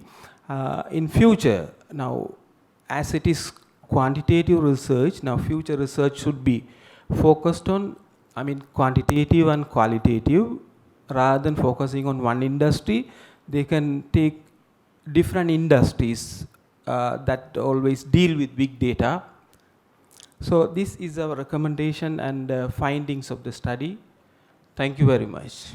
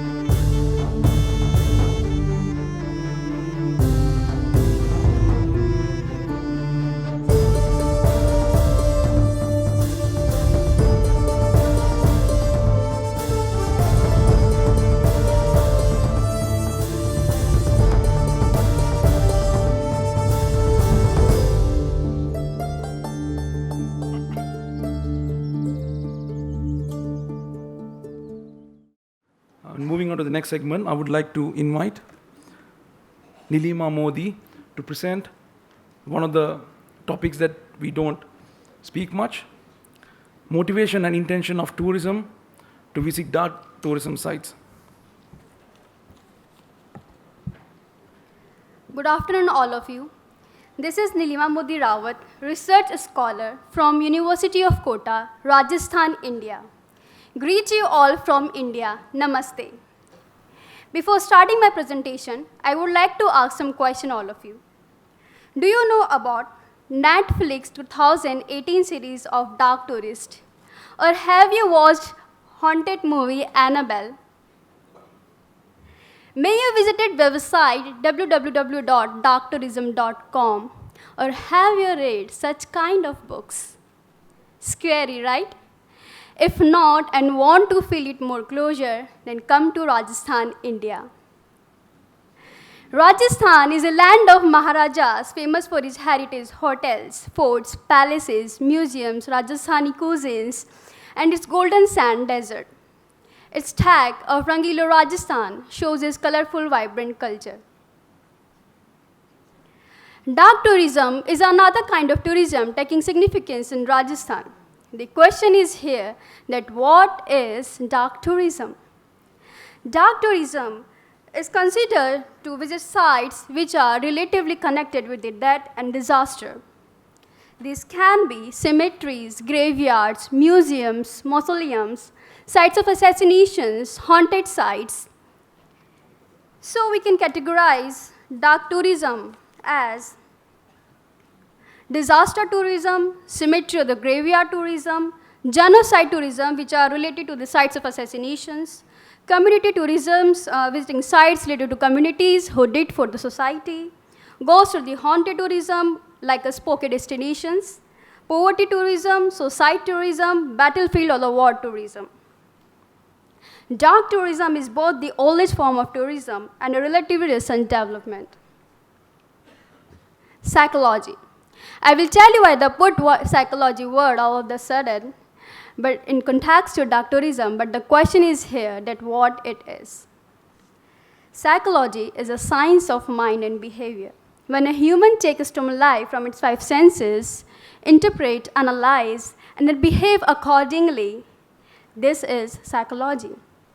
So it is a broad study and encompasses the study of personality, attitude, motivation, thought, experience, emotion, behavior, development, and attitude.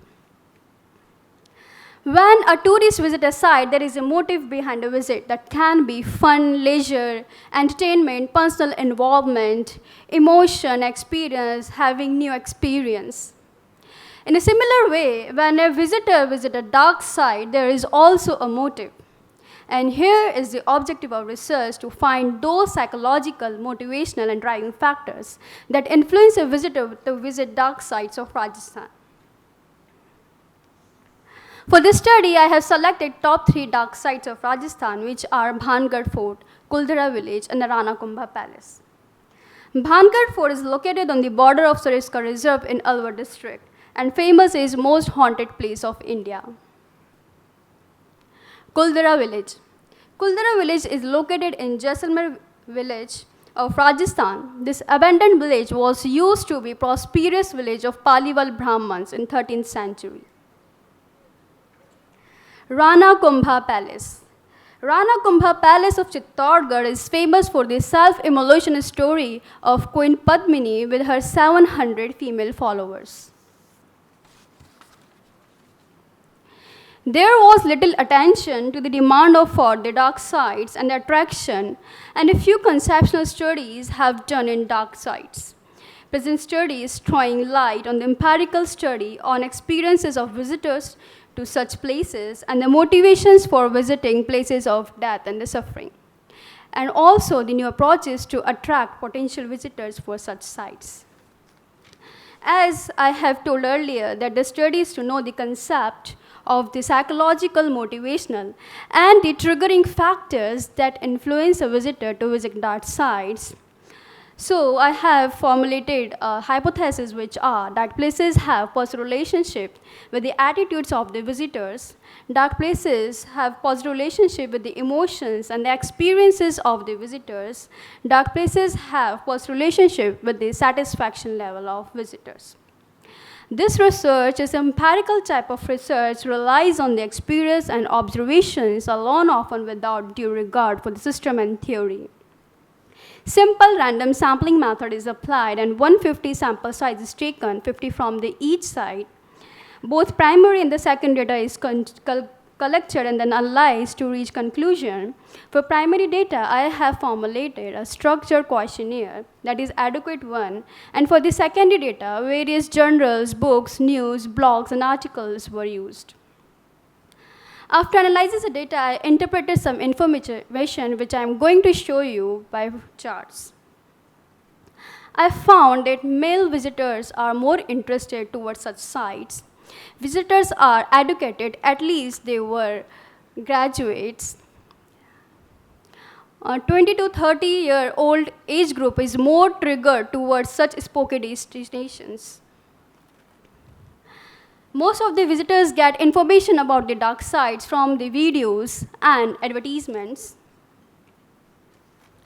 Only 29% of visitors have repeated their visit, and maximum of the visitors, which are 71%, are the fresh visitors. As we have discussed earlier, that psychology works a lot. So the travelers are keen to know the truth behind the stories they heard and to conclude the paranormal activities. A set of visitors also come up to having new experience and for the respect to the victims. Maximum of the visitors felt their visit exclusive, thrilled one, and entertaining. We find that almost 41% of visitors are satisfied and almost 23% of visitors even highly satisfied. So they found what they expect. At last, I want to conclude that male visitors are more interested. Most of the visitors are educated. The group of 20 to 30 years are more influenced towards such sites. And the people are keen to know, learning new experience, and to conclude the paranormal activities, to seek the victims and the respect for that person. And most of the visitors felt satisfaction after their visit and exclusive. I recommend that there is a negative representation of the dark tourism in media due to some ill-understood concept and bad examples that are not really representative of dark tourism. So my intention is to show you the positive side of it. And it must be well managed, interpreted, and marketed in Rajasthan, because there is a few conceptual studies and heard, and there is few attention is dark sides of Rajasthan. At last, I want to quote that if you feel that light is divine, then remember it is born out of darkness. Thank you for listening patiently.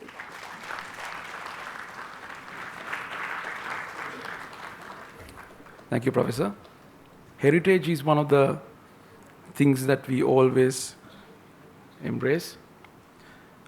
But still, this area is like very niche. I would like to call Mr. H.G. Koralearachi to present a study of unrevealed intangible artifacts of ancient aviation of Sri Lanka. I am Captain Harsha. My research topic, a study on revealing the intangible artifacts of ancient aviation of Sri Lanka with a special reference to aerial attack. The presentation outline is as on the screen. Aerial attack is a military terminology which gives the meaning of airstrike or air raid. It is an offensive operation carried out by the aircraft on strategical important ground location. How this aerial attack related to the tourism of Sri Lanka? Introduction. Sri Lanka is an island close to the Indian continent. It is recognized as the land of great miracle. How it is a miracle? Answer, lead to the mysterious ancient technology, great sage civilization close to next to Mother Nature. Sri Lanka is one of the top leading tourist destinations of the world due to its unique features. We have a well-documented history, runs 2,500 years back, an unbroken record of even to date. The great conical Mahavamsa and its extended conical Chulavamsa, etc. It covers from 6th century BC to 19th century AD. In the 21st century, tourism and aviation has been linked together. Fast traveling mode in the tourism field is by air travel. But aviation field and its technology was not a new concept to the Southern Asian people. We have ample prehistoric and historic evidence embodied in ancient documents, inscriptions, and legends to show that we had the civilization that conquered the skies. Legends. To unveil this unrecognized body of knowledge of ancient aviation of Sri Lanka, master degree of archaeology research, study of the author, and the title of Understanding the Ancient Site Associated with Oral Traditions and Non-Oral Traditions on Aviation in Southernmost Asia is being carried out. To promote objective, to promote intangible data of the ancient aviation of Sri Lanka in globally, to establish active aviation tourism in Sri Lanka, to establish aviation archaeology in Sri Lanka. Ladies and gentlemen, methodology, collection of data, analysis of data, the interpretation of data based on 21st century aviation, technology, and its history information. Findings. The concept of aerial attack is recognized as a 20th century concept, but evidence regarding the concept of aerial attack had been mentioned in the ancient Sri Lankan document. There's a masterpiece is classical Sinhala literature known as Ammavatura, the flood of nectar. The author was layman Gurulugomi. The chapter, The Taming of Ascetic, elaborate the concept of aerial attack that encompasses states and countries far away from the location of origin. The name of the aircraft used for the aerial attack is Kastavahana, made of dimbul, a trunk, which is hard but very lightweight timber. That's a local name, dimbul. It's known as the fig tree. English meaning of the Kastavahana, Kasta is wooden, Vahana means chariot, wooden chariot. Discussion. Ammavatura, which praises the Buddha's one of 9th virtues, his capacity to tame disobedient people or forces. This masterpiece belongs in between latter period of Anuradhapura, that is our first kingdom of Sri Lanka, and early period of Purandarua, the second kingdom of Sri Lanka. The Sri Lankan Sinhala literate, 20th century author, known as Martin Wickramasinghe, pointed out that this text had been created by author himself. If it is author's own creation, how did he know or imagine such an advanced concept? Did he get some special oral leaves inscription which were not considered while the great chronicle Mahavamsa inscribed? Mahavamsa contained Buddhism and Buddhist cultural historical information. Ammavatura, an intellectual, more for reason than emotion, suitable for private thoughts and the intellectual reading. Historians and linguistic experts believe that Ammavatura belongs to the time period of 10th century AD to 12th century AD, in which the ancient aircraft Kastavan had been mentioned.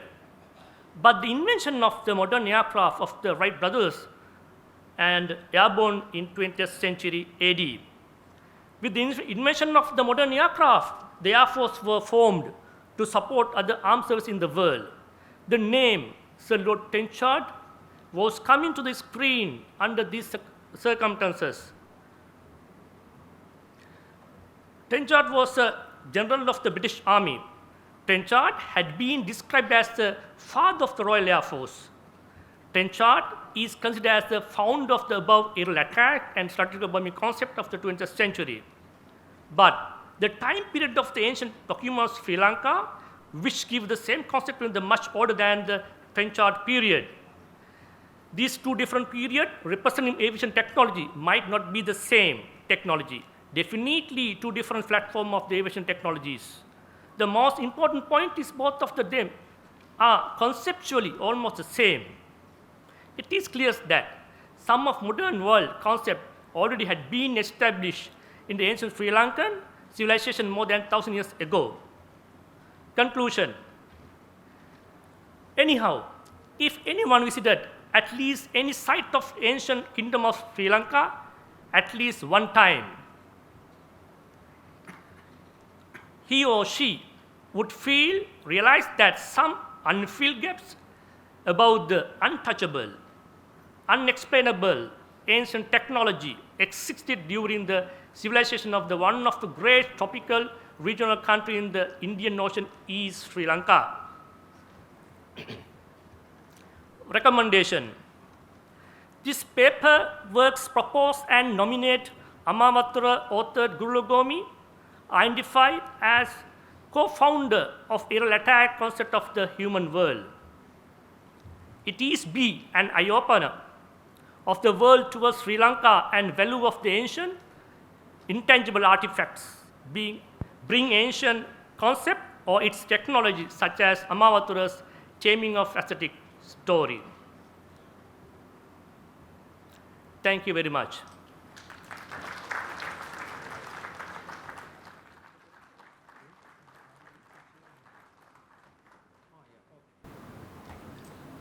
Thank you, Professor.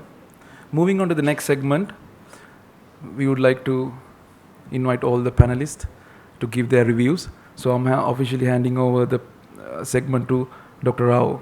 Doctor? Professor? Yeah, thank you. So we have gone through the wonderful papers, and each paper is something unique, starting from empowering rural community to last aviation related. In between we have dark tourism and then agri-tourism and so on. So with this backdrop, so I request my co-panel members to share their thoughts about the hospitality sector, then tourism, right? And whatever the research area that they are now currently working. So I request them to share their thoughts. So each speaker will be taking 5 minutes to share their thoughts. So let me start with Dr. Lalit. Sir, please. Good afternoon. By taking this today's topic that we have been discussing, digital transformation, then the managing risk and the resilience, building resilience in tourism development. And basically I would like to bring up one acronym that has been not much discussed under this tourism sector, that is called TSCM, which I just checked this on the literature survey that I found. This Leeds Metropolitan University has first taken this subject up in 2004, and then again there was a tourism management journal has talked about this TSCM in 2009, but there has been a little inconsistency of these publications under this topic. And just to brief you very briefly on with this in this 5 minutes, this has actually come up with TSCM. It's come up with tourism supply chain management, where all these digital transformation and risk managing and resilience improvements can be very much used in the context of tourism. So first I will just give an example of, or rather little introduction about this, what SCM is, that is supply chain management is, and then move on to the tourism supply chain management. Supply chain management is it's a management of flow of goods and services. So it basically, in the context of tourism, if you take it, it is the managing, or rather starting from the planning of a product, moving it up to the end user, or rather the customer. So this, what happens is, if you take planning of a product in the case of tourism, this is, we are planning, or rather we are making this product for our customers. So the marketing concept again matters here. What marketing is, just for your information, although you are much aware, but just for the refreshing your ideas, marketing is basically a management process responsible for identifying, satisfying and anticipating customers' needs and wants at a profit better than your competitors in a socially responsible manner in a holistic environment. So that marketing concept linking up with supply chain management will help to come out from this various risk management and building up resilience and making use of the digital transformation in the tourism sector. So if you take this, how this is going to start, or rather relate with the supply chain management, relates with the tourism sector, is that if you take a product that a tourism need, where we produce for our customers, maybe start from the flights, maybe from the accommodation, going up to distribution and marketing, all these aspects is going as a chain of supplies. So the managing that in the context of tourism is what we are going to add value, using all these, making all these people who are involved in this particular supply chain is what matters, where we can make use of this particular concept of TSCM, and thereby to gain the competitive advantage in the marketplace. So this managing risk, especially for an example, given the small time that we have, Yang Lee in 2013 has identified complexity, high risk and difficulty in quality control as one of these risk management areas. So how we are going to use this in the tourism sector, and how we can make use of this, the new concept that we are talking today, digital transformation and building resilience and managing risk, is in all these areas where you are starting from developing a product and going up to the customer, because there is a vast difference in normal supply chain and the tourism supply chain, because in normal supply chain we get the product to our footsteps. So the product travels to you, but in travel tourism, what happens is the travel tourism supply chain, what happens is the tourist or the consumer goes to the product.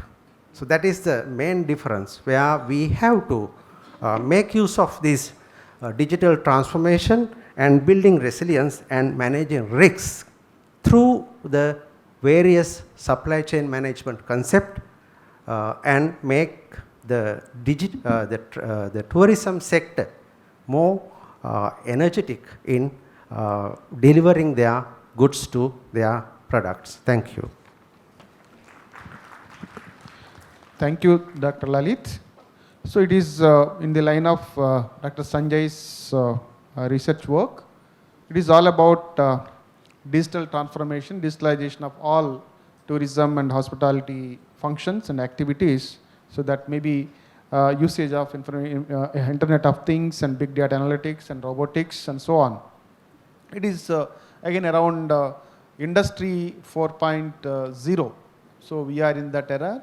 So without any physical the system and then wiring and then through signals, right? And then so now entire business can be operated. So it is all about that. And then in that, so the doctor focused on managing risk, and then how we can just apply the techniques of information technology for effective supply chain management. So now, I look forward, Dr.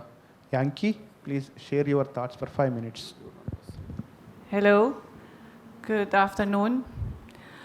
I'm Yankee from, not from Korea, not from Japan, not from China. I'm from Indonesia.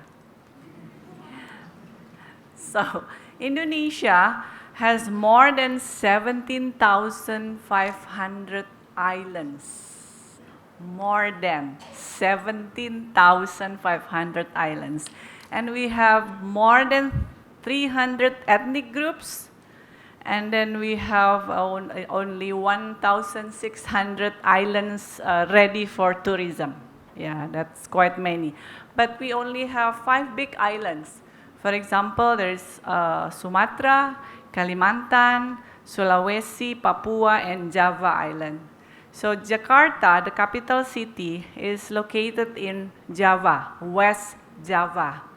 So I'm talking about Banyuwangi. It is located in the easternmost Java, near Bali. Maybe you are familiar more Bali than Indonesia, yeah? Because Bali is also called the Paradise Island. So this, since I'm viewing the topic more in the human resource management and organizational behavior, so I'm sharing a case study of the critical role of leadership in developing smart tourism destination in Banyuwangi. I will divide the era from before 2010 and after 2010.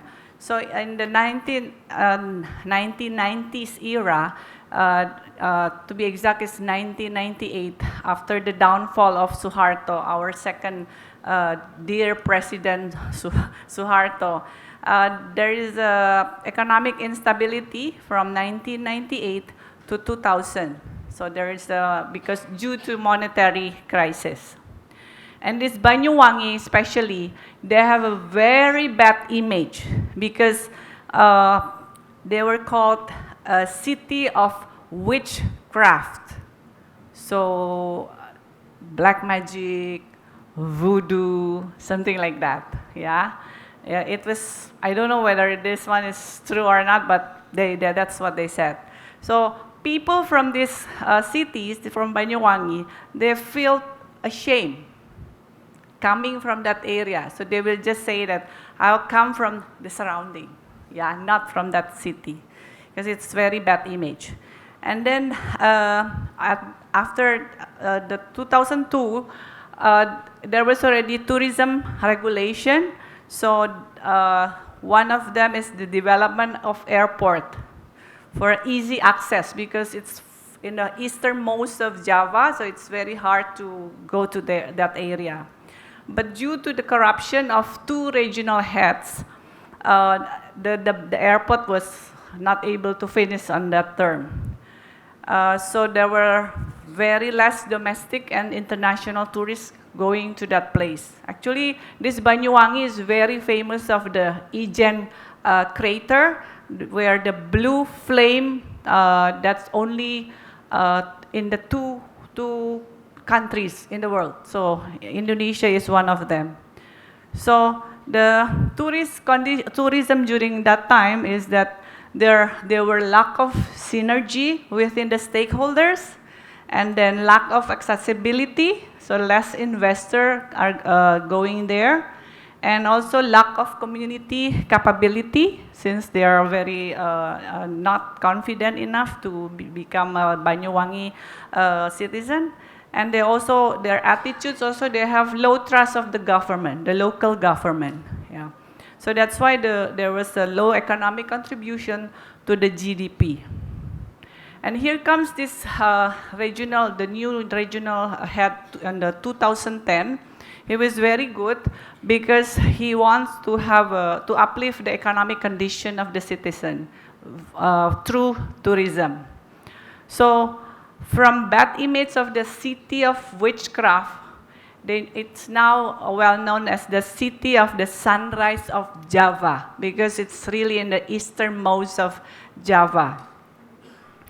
And the airport was completed in 2011, and the number of tourists, domestically and international, increased drastically.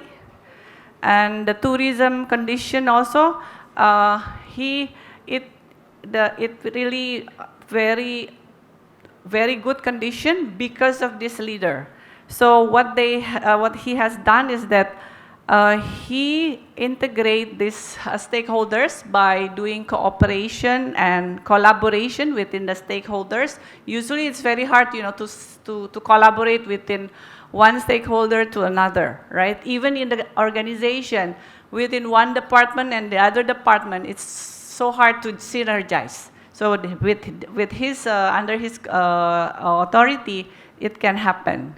And there is a community participation, so he involves the community to give idea for the tourism programs. And there was also an open dialogue.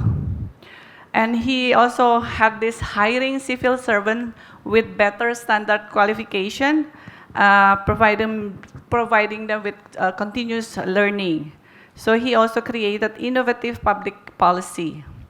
So the conclusion is that, like what Professor Natkarni said, that it should be not only high-tech, but it should also high-touch. So the high-touch is more on the leader, so critical role of the leaders. That means the leaders should be strong and has determination of authorities, willingness and commitment to collaborate with all stakeholders, but it should also do top-down approach as well as bottom-up. And he has to have integrity, of course, so corruption will not be occurred anymore. And the communication, execution, and the important one is lead by example. Thank you very much. Thank you, Dr. Yankee. So this is a very important area. We all aware of that. Economic reforms, especially for tourism industry across the world in many countries, given emphasis for tourism growth and development. But here, from the Yankee side, what she says that it's a critical role of leadership. Unless and until there is a reforms in the leadership side, that may be political leader or even bureaucratic leadership. So there is a need of some kind of reforms to that side also. Then only, so true development takes place in the economic front with regard to tourism. So with this, just I look forward. So Dr. Ganesh Murthy, please share your thoughts for 5 minutes only. Good evening. A couple of hours ago, the head of Department of Economics, University of Colombo, reminded you the tourism is about demand and supply. This is a time, I think, our marginal utility is decreasing. Before it reaches zero, we should stop. So I will not take much of your time, maybe 1 or 2 minutes. Then I will conclude. This is a service industry, tourism and hospitality. Tourism without hospitality is not successful. What I feel is in our region, especially in Sri Lanka, we all talk about developing large-scale tourism, small-scale tourism, cultural tourism, genocide tourism, and so on and so forth. But are we focused more on the service quality, the supply side we are always talking about, but what about the demand side? I feel that we have focused less on the service quality of tourism and hospitality management, because ultimately the success or failure will depend on the satisfaction of the customer.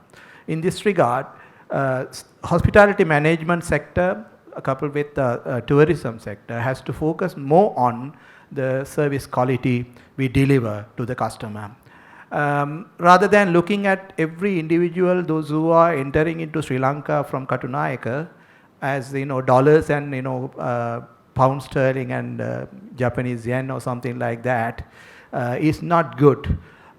We earn from tourism, and it is one of the most important revenue source for Sri Lankan economy right now, and we were looking at large scale tourism and other village level tourism, agro-tourism, etc., etc. But the ultimate objective is to create wealth. In order to create that wealth, you have to provide a service which is acceptable to the customer. So I earnestly request the future researchers to focus more on the service quality aspect of every tourist related services that you are providing. We can actually incorporate more the digital technology and supply chain management and those concepts more vigorously in the tourism sector, but tourism sector is always related to a human being. Technology can help us to provide a better service to a tourist, but ultimately the tourist has to be satisfied with what we are providing, and it is that what we all require. I remember sometimes back the government of Sri Lanka has introduced the tuk-tuk tourism, the trishaw related tourism. If you ask today a tourist, those who are taking a trishaw drive, how about the service quality, he would come out with certain negative answers. Why this is happening is, we are having a kind of a industry, blooming industry, without looking at the bottom level of the attitude of the people, those who are operating tourism services, as well as the Sri Lankan, the service providers, their attitude about this particular important sector. I remember, I'd like to share one or two on my own experiences. On a particular event, we went to Trincomalee. We reached there at 10:30 night. So it's a star hotel, kind of a big hotel. I don't want to mention the name. But when we enter into the hotel, the question, they had not the hospitality to greet the people. They asked, if you order something now, otherwise we will close the kitchen. The hotel, the staff says like that. So what about the service quality we are talking about in the country? To develop a tourism sector, this type of, practically we can discuss lengthily, academic discussion can happen in this way. We can bring more models and we can bring more, technology into the sector. But ultimately the success or failure will depend on the customer satisfaction. Something about dark tourism, I want to share my own experience also. I visited the Genocide Museum of Rwanda in Kigali. And that museum, when we enter into that museum, they will show a kind of a documentary about the two groups that were in fought, Tutsi and Hutu and Tutsi, two groups, and how did they fight with each other and kill each other. And after the documentary, you will be guided to underground floor where the dim light, when you see the skulls are, skulls and the weapons that they used to kill each other are shown in the dim light. So when you enter into that room, you feel that you are in a kind of a psychological trauma. So when you come out from that room, you feel that you realize, you experience that kind of a fear. So that may be better service quality in that dark tourism. Thank you very much. Thank you, Dr. Ganesh. And so rightly, Professor emphasized on the critical issues of tourism and hospitality business, that may be demand, supply, cost, quality, right? All these are interrelated. And then I think now we need to focus on all these issues. And next I'll move to Dr. S. Siveshan, please. I recently published one book, Gains and Pains of Tourism Development in Northern Province.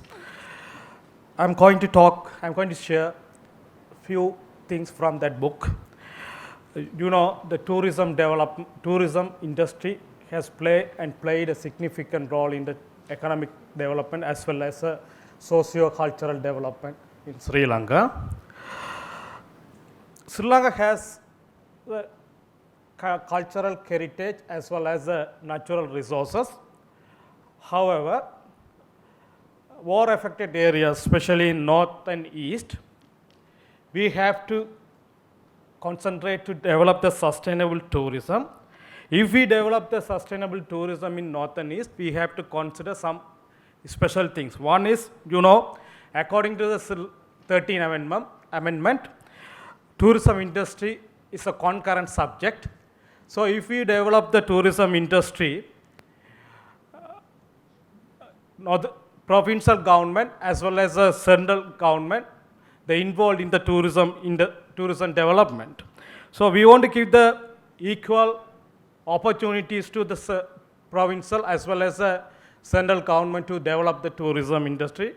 And second one, you know, the governance system.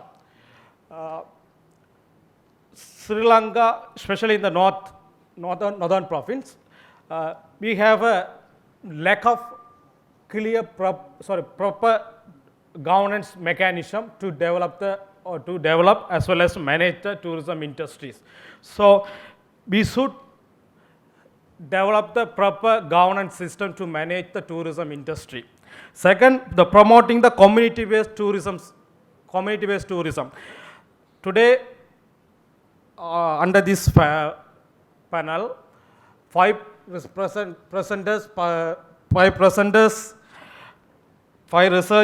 papers presented in this section. You know that most of the people are talking about the handicraft industry and some other industries. So we want to develop the handicraft industries in the as well as, you know, the community-based tourism, health tourism system. We want to promote it. And another important one, public and private participation. So very important to promote the sustainable tourism throughout the Sri Lanka. These are the main points. Okay, thank you. Thank you very much, Shiveshan. Yeah, it is all about other interest tourism, community related, and then handicrafts and health tourism and so on.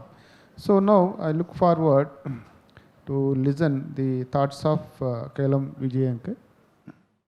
Yes, so I want to give a fleshy smell to this forum, fishy smell, because I'm going to talk about the fisheries and aquaculture, contribution, fisheries and aquaculture, potentials in Sri Lanka for the development of tourism, especially the point of view of increasing competitiveness and the diversification. So I'll skip a lot of slides, several slides, and what the fisheries support for the tourism. There are a lot of publications and works going on in the world to give a different flavor to the tourism through fisheries and aquaculture. So it is essentially a part of ecotourism, and we have to manage it in a better way, because for the sustainability of the fisheries as well as the tourism. So when we think about fisheries and the tourism together, so both sectors should have benefits.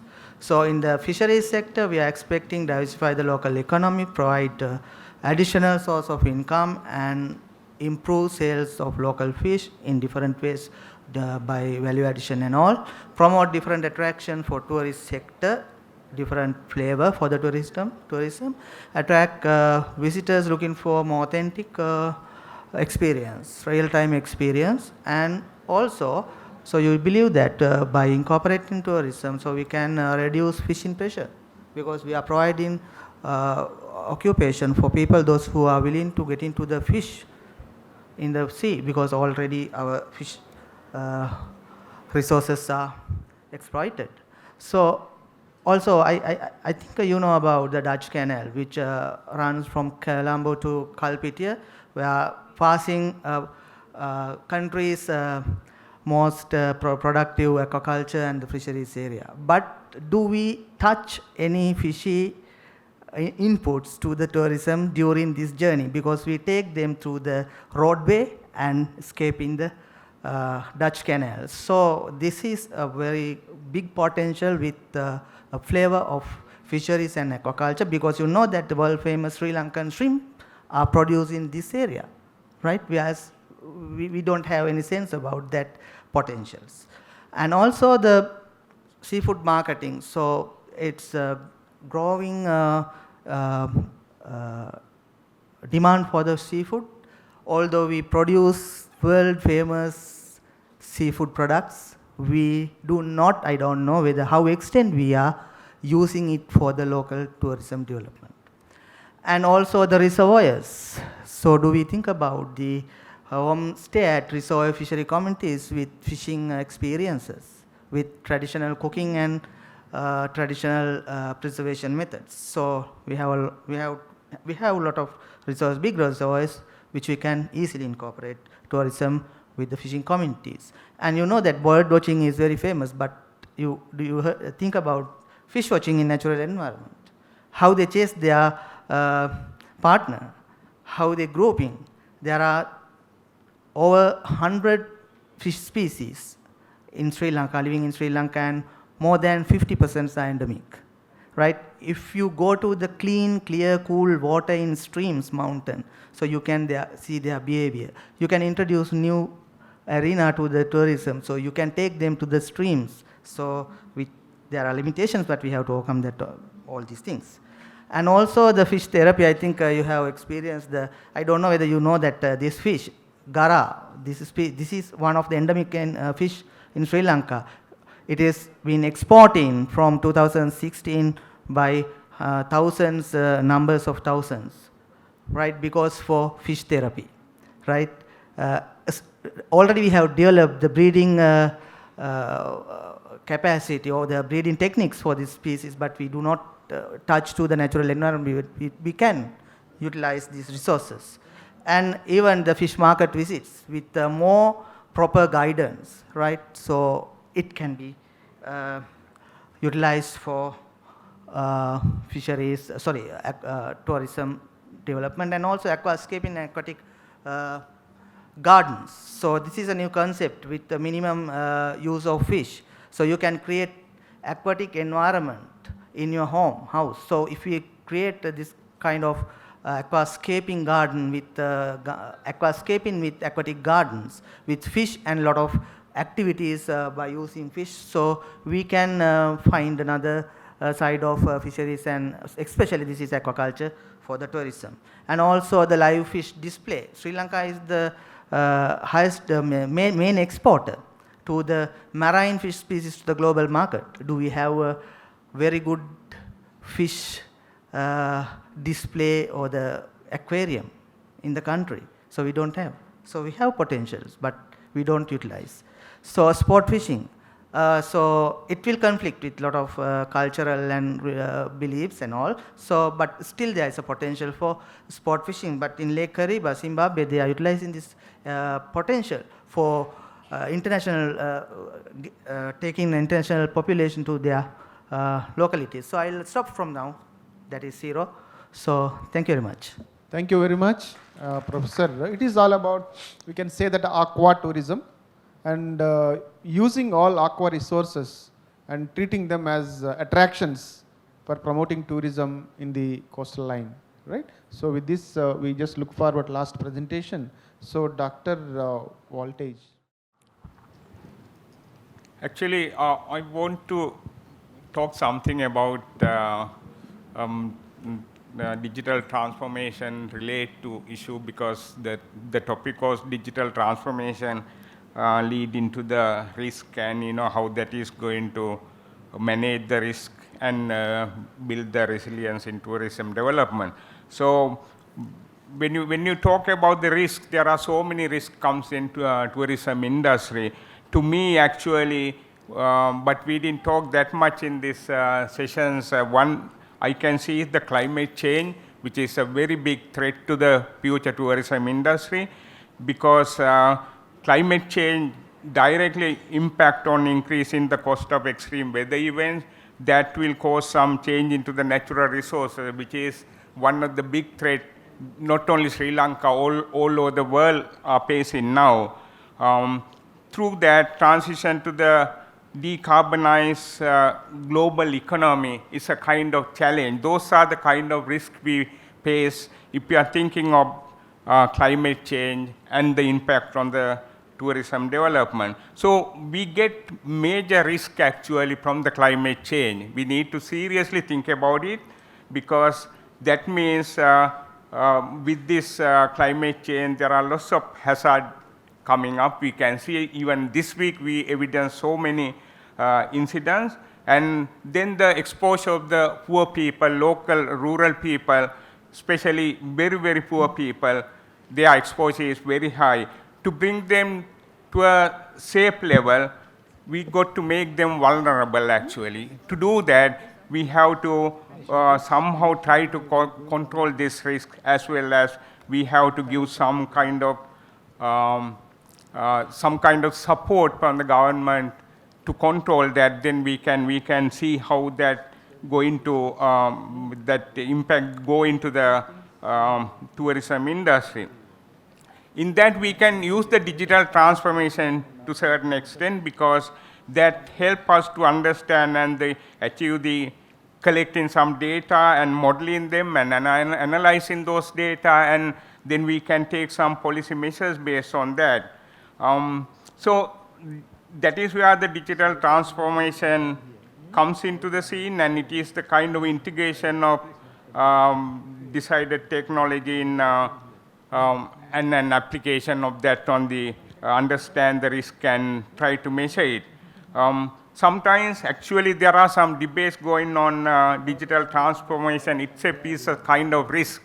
So because there are so many problems, so many occasions we can't get exact answer. We have some information data, but we can't analyze and get reliable information. Whatever it is, we can, through the digital transformation, modeling and analyzing, getting some policy correct, we can help some resilience measures actually. Something we can suggest are green-blue tourism industry with carbon neutrality, because that is really important thing. Sustainable branding and marketing, another aspect we can try with those information. Resilient businesses, the destinations and communities, and also kind of ecotourism, because ecotourism is something looking after the tourism as well as helping poor people to get some additional income, and when they are in a risky situation, even they can use that. Also through the ecotourism, we can go for the diversified products, quality visitor experience kind of thing we can achieve. So through that way we can go into some kind of target, use renewable energy, increase, go into some target like by 2030 we are going to increase this much of renewable energy use. Also reducing emission by some percentage by 2030, or if we are really strong, we can go into zero net emission by 2050 or something. That is what we should do on our policy and try to control it. In this way, we can respond to climate change risk and opportunities, and lead the way steward for the environment and key contributor to the community well-being. So that is what we should aim for. Anyway, this is I think the last comment on this session. Anyway, thank you for your listening. Thank you, sir. Right. So with this, we are just moving to the closing of this technical session, and starting from paper presentations and then panel discussions. There are variety of thoughts and ideas on various issues. I hope so the great audience, you have received some thoughts and ideas from the deliberations and discussions from the panel as well as paper presentations. First of all, I thank all the audience for their wonderful patience, listening, and then sparing your valuable time for us. And then at the same time, I thank all the panel members for their wonderful contribution for this panel discussion. Thank you. Thank you, Professor. Thank you. So the contribution the panelists have done here is like very immense for the academics and for the students. They can reshape and redirect your researches with the support and the guidance that we already receive from this valuable panel for the years. Now I would like to appreciate all the panelists. I would like to invite Mr. Sumit and Mr. Pratibani Pandusena to give out the token of appreciation to the panelists. I would like to invite Professor Venkatrao and Professor Wattage.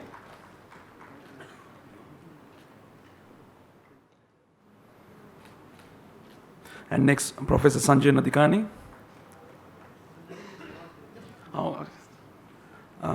Dr. Kalum Vijayanayaka.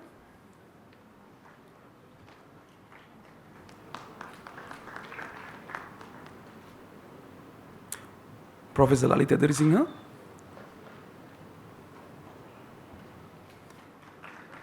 Dr. Yankee Hatijesti.